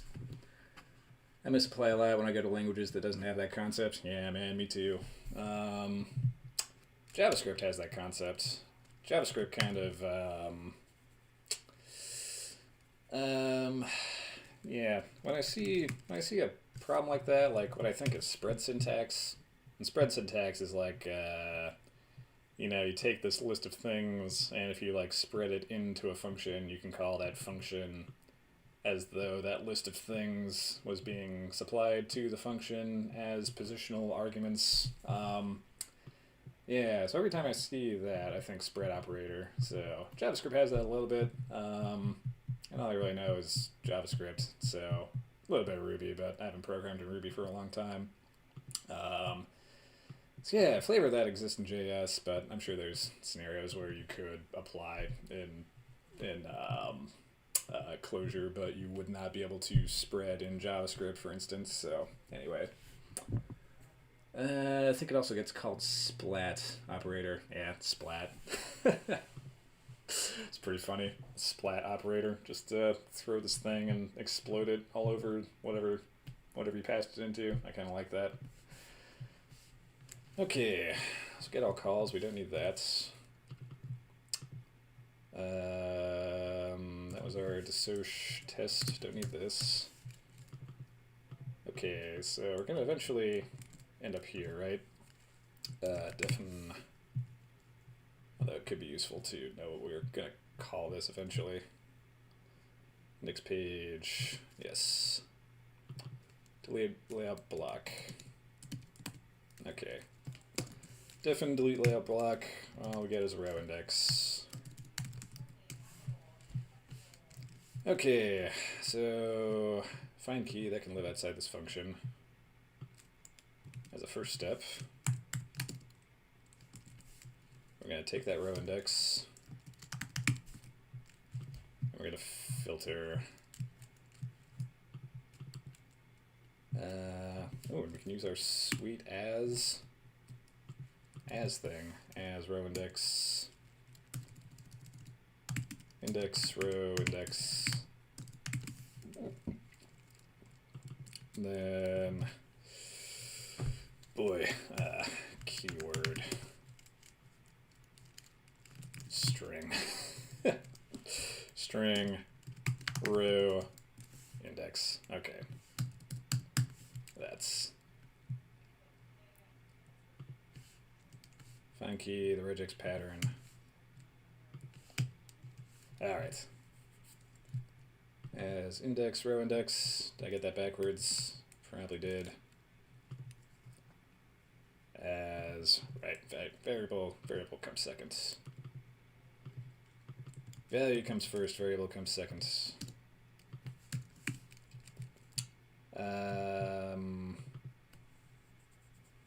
Yeah, the test image map. So first do that thing, and then do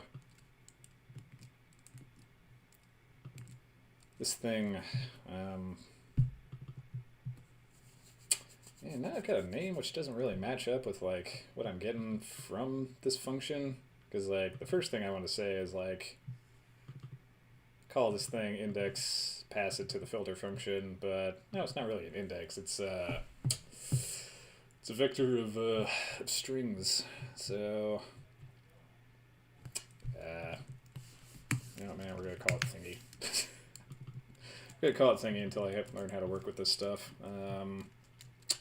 Apply dissoc to the test image map using thingy as the basis. All right. And I'm able to resolve find key. Okay, so that's in there, it's in there. Now if I say delete layout block 0, I should only get this back. And I got the whole thing back. Oh, wait, hold on, what? Am I like print lining somewhere I shouldn't be? Find key, delete layout block.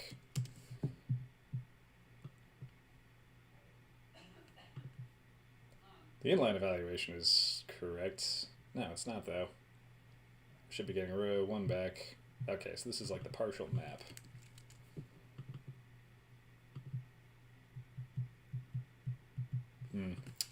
They've gotten a little far ahead of ourselves. Different thingy. It's going to be 0. Def thingy 0. So if we filter on the test image map, what do we get back? We get nothing. If we call string row thingy, we get row 0.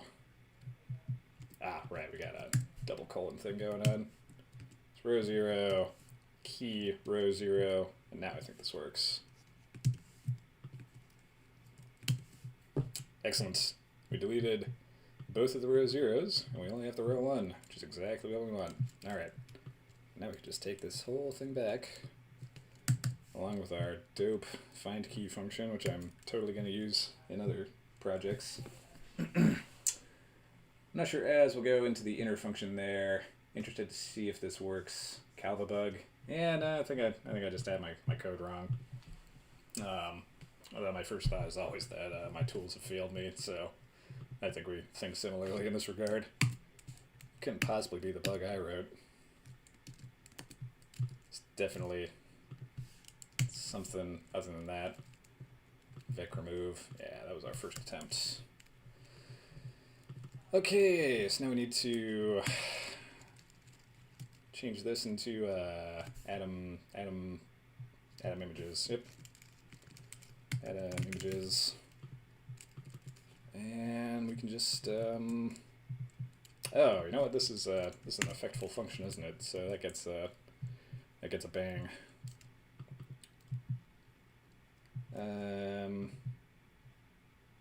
Vec remove row index. Why is that? Unresolved symbol. Delete layout block. Row index and vec remove the row index. Great. And I think that's what we need, yeah. Delete block, vec remove. One extra print line we don't need. And now we're golden. Why are you complaining? Oh, because maybe I did need that after all. Oops.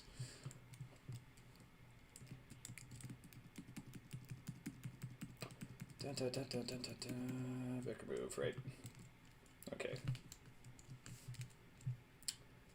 So now, delete layout block at the index, at the row index. Remove the vector from the layout blocks at that index. Fix the parens. Print line, deleting layout block. Row index. And I think we got it. Let's see. Key match is probably a better name for using a filter. Ah, right. Yep. Yeah, so key matches. Key matches. Just like the bang for an effectful function, we get question marks for predicates. Your regex pattern line can be simplified. You don't need to wrap the name. You don't need to wrap in name and keyword. Ah, right, yeah. Name. Keyword. Yeah, what I can do is maybe just like this.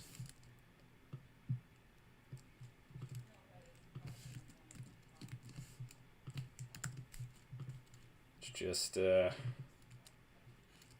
pattern name. Hold on. Key matches. Let's keep that around in case I goof up. So that's going to be like string colon row. Don't need all that. And now I think we got basically the same thing we had before, right? Regex pattern string row. Row 0. Yeah, okay. Yeah. Delete layout block. I think 1136. Gotta get the backend server running, or I could just like change these images. Delete the colon. Colon. Right, that was. Boy, it was sure somewhere. String row. Alright, we'll see if that works. Trust you. Let's see. Square photos.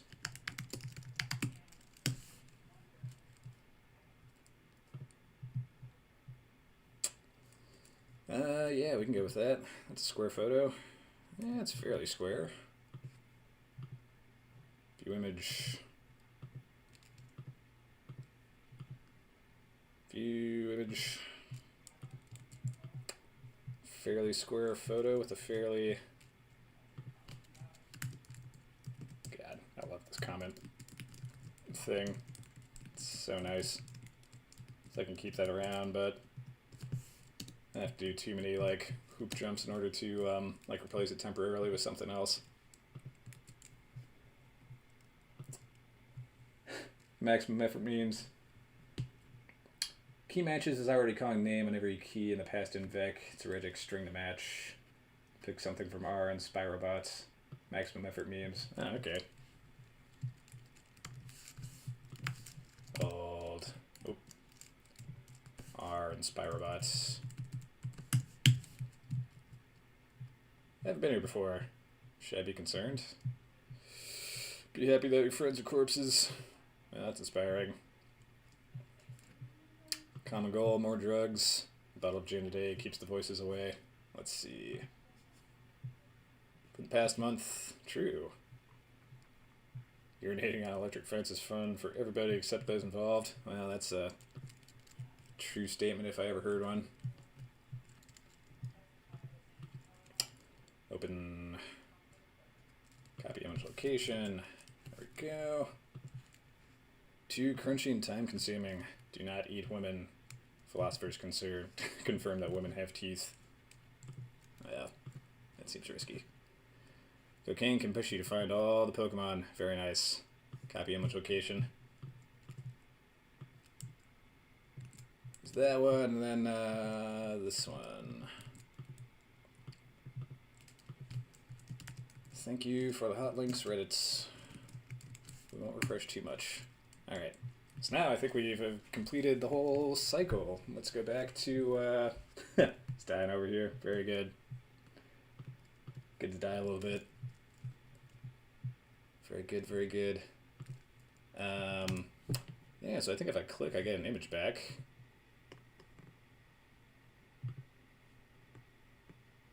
Oh, what?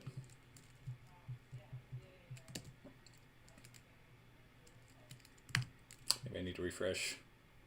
I saved, yes. Well, why am I still getting localhosts?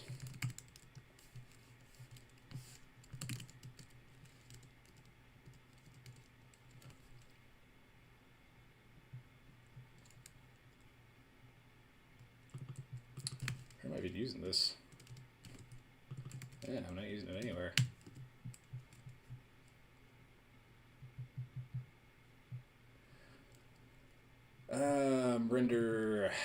Render template grids, image map.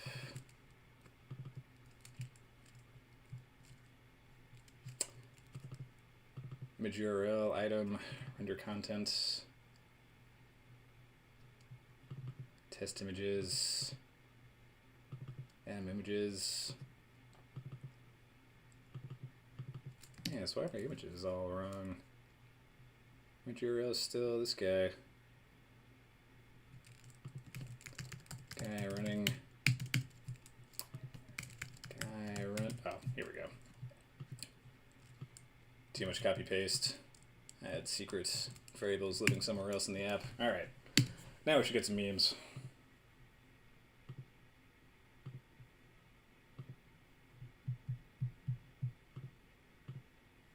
Maybe. Unless the memes don't let you hotlink. Which I think may be the case. Oh, hold on. Test images. Image with no source. Ah, it's because we're not rendering them anymore. That's right. Where is that? Ah, render template grids. There we go. Memes. Stonks.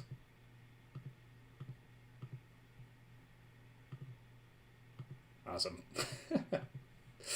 Okay, urinating on electric fences is fun for everyone except those involved. Very, very good. Alright, we're having that layout problem still. I ask you to avert your eyes. And now, the moment of truth. Deleting layout block 0. Didn't work.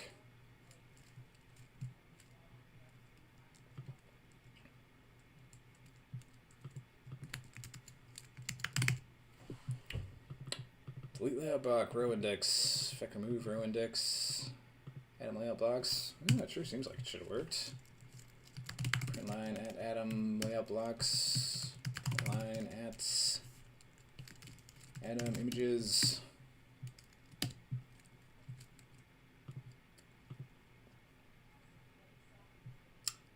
Window pane side by side. Let's restart here.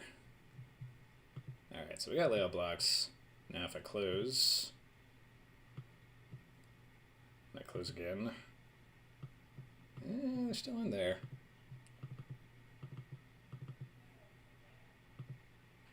Oh, I'm not resetting the value. I'm just kind of deriving what I would set, right? Okay, so this is no longer an effectful function because we are not calling it effect. And now we're going to reset the atom images with that. We're going to reset the atom layout blocks with the result of that function. And now I think I got it.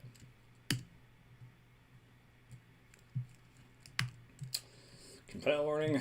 Let's see if the compile warning becomes a compile failure. It did not. Add images. Add layout block. Add images. Delete layout block. Nope.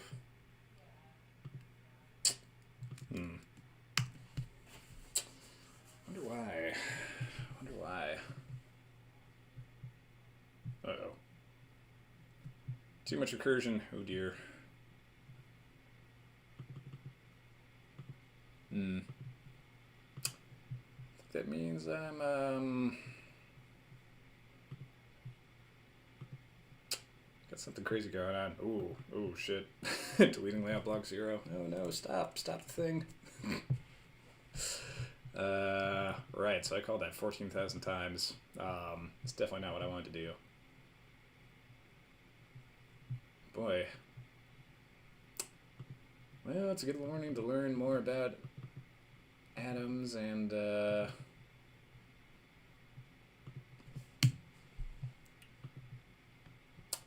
atoms and reagent and how they play together.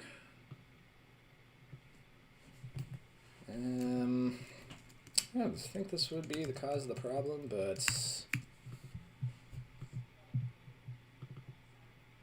okay. Back to school. How do I reset?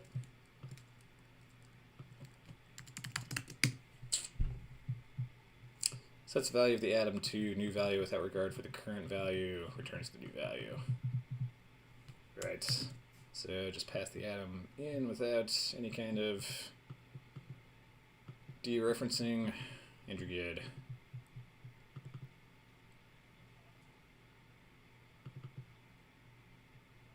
To the block row index. Filter the keys to the atom images.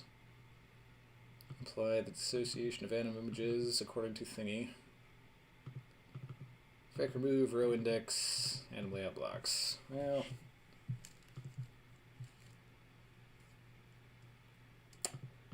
not really seeing anything obvious, but what I can do is I can disable one of those temporarily and try to identify the culprit that way.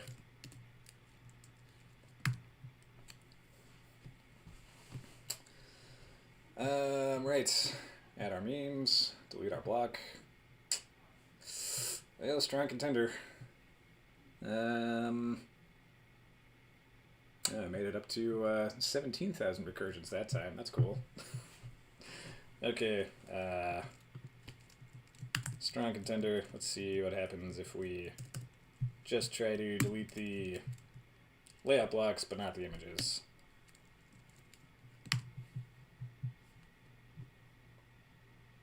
Doink doink. Delete the block. Okay, so we can delete the block, and that's what I was talking about before, right? Like we deleted the block, but now this is like row 0, call 0. Anyway, it doesn't matter. Yeah, so what is about delete layout blocks that's recursing so much?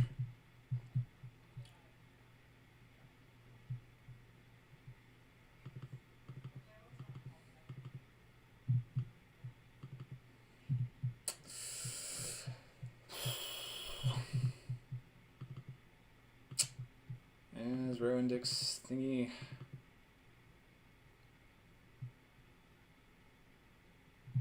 I wonder if we went back to that original regex pattern thing we had, if that would make a difference. It's not strictly what I need to do. Delete layout block. Oh, hello, I've got the same function twice. Yeah, that'll cause a problem. Delete layout block. And remove layout block. Yeah, so delete layout block is being called by that button, like the close button. Like there's a click enter on that actually fires everything off. So it's not a super great name, but I think that's probably what's going on. So let's see if this simpler regex pattern works. Okay, so now can we add some images here and delete that? Okay, we can do that. We were kind of in a weird state from before, so let's see if we can do this in the way that I want it to happen. Oh man, what a disaster. Okay, so we're gonna have one here, and then like one there. So yeah, that's like hurting my eyes. So what I want to do is I want to delete this middle block, which has this urinating on electric fence meme. And then what I want to see is like this one survives and then this one survives. Alright. So I got part of what I wanted, which was deleting the middle one, but I didn't get the other thing, which was keeping our old image. Right, so that did not get removed.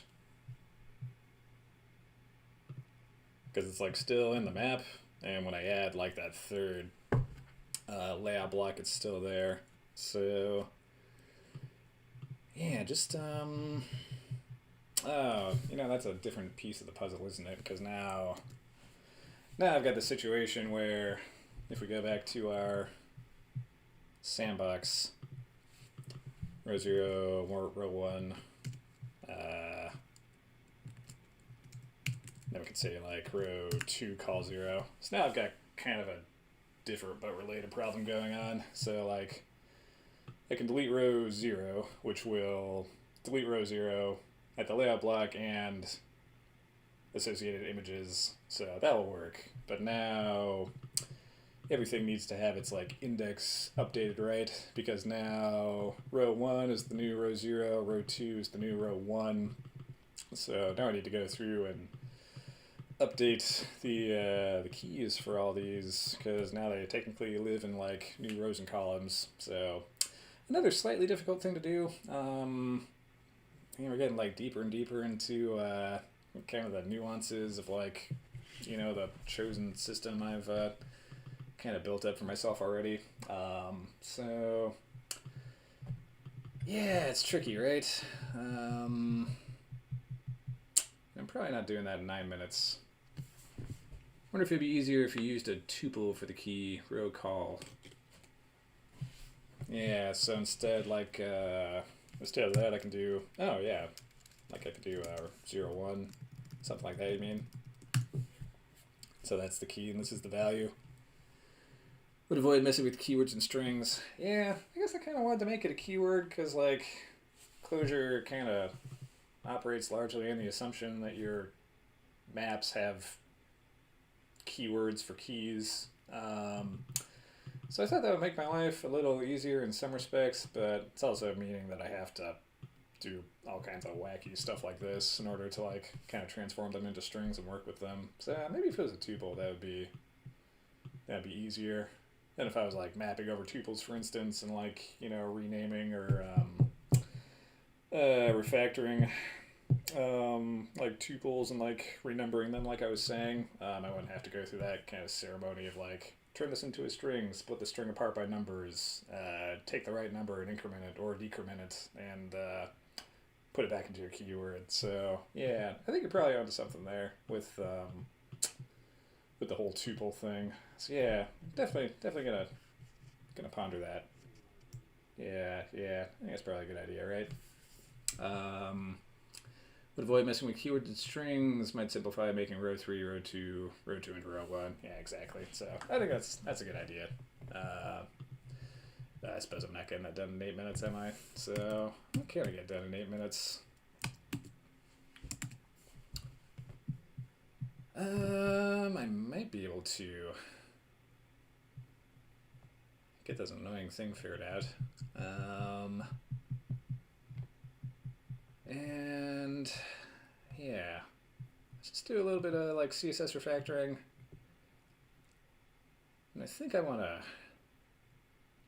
refactor this to be like a position absolute kind of thing. So if it was position absolute, all I would need is the wrapper. Might not even need the wrapper. So let's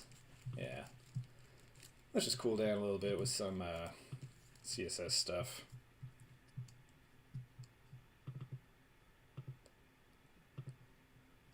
Do a cooldown on my runs. So the concept of cooldown in CSS is also appealing. Yeah, so I guess the first step would be get rid of the wrapper.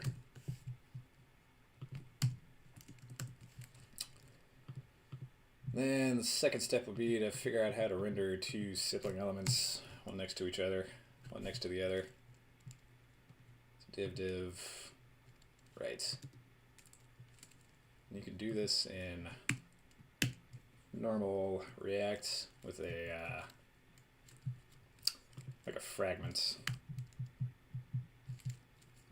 How to render sibling elements, reagent, no wrapper.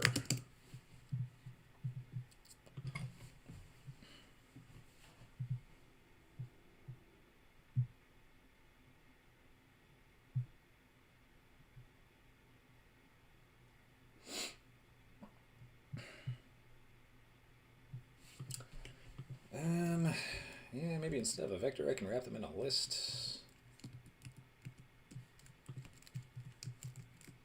So now these are just like things to be evaluated as opposed to things wrapped in a data structure. Oop.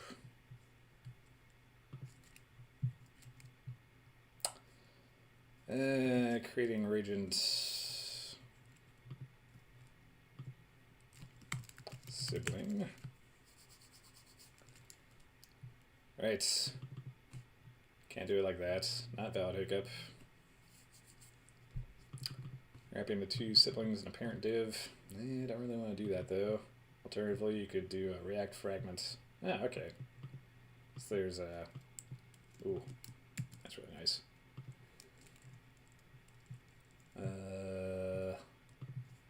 Right. So no parens, but a brace with this thing. Okay. Now let's do what we're trying to do. Yeah, but if we're gonna do yeah, this should be a div, because now we're gonna say class. Is that like a display relative, tailwind utility, tailwind docs relative, position relative.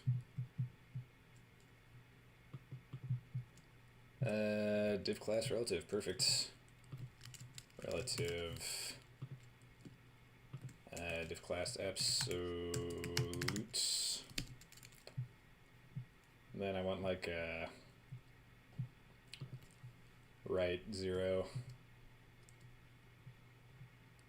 Oh, it sets. So I want like right 0, top 0.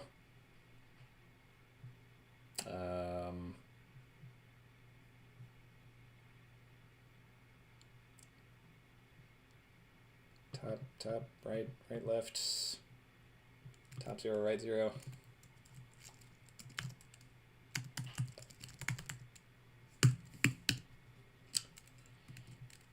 Right, so now not top 0, right 0, but top 0, right. Can I do like top negative something? Negative. Nope.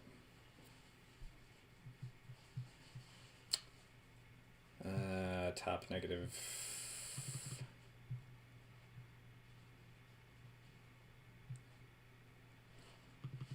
Top 1.5.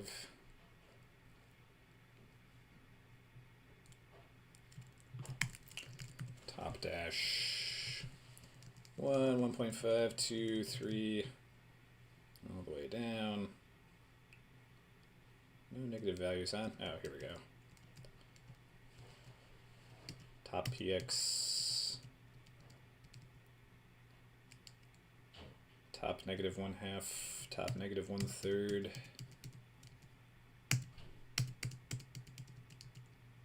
Interesting.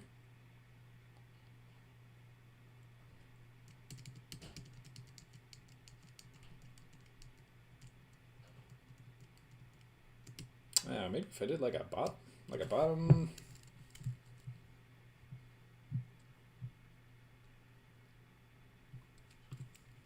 Instead of a top, if I did like a bottom 6 perhaps, that'll like push me up. No, that's not it. Yeah, where's like the negative top value?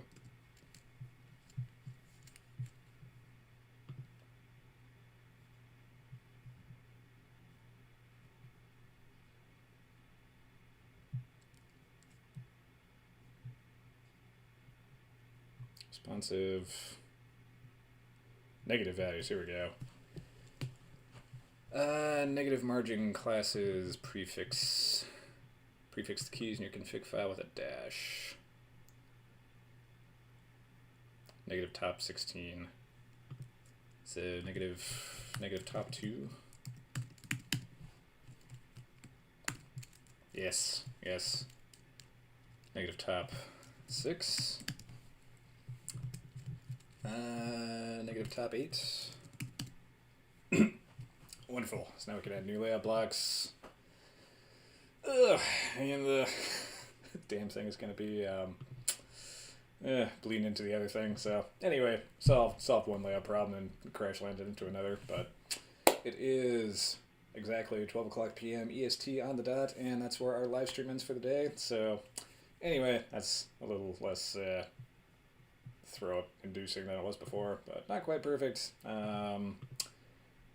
We can add a bunch of layout blocks and delete them. We cannot quite get to the point where we delete them in the way that we want to delete them, but we'll be there soon. And I think we solved the hardest parts of this problem, which were locating things within vectors and maps to delete and writing the code to delete them. So just a little work to like get us back into a place where this thing behaves as you intuitively expect.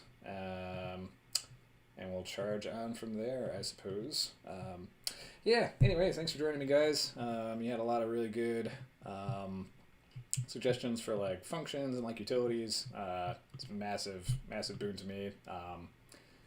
Really nice kind of writing this with other people and like getting other people's input, especially people with more experience in Clojure than I have. And yeah, feeling real nice. I've had a few solid days of front end work, and it's looking all right. I think we're getting there. So anyway, we will stop there. But thanks for joining. Have a nice day, and I will catch you tomorrow at 9:30. So we'll see you later, guys.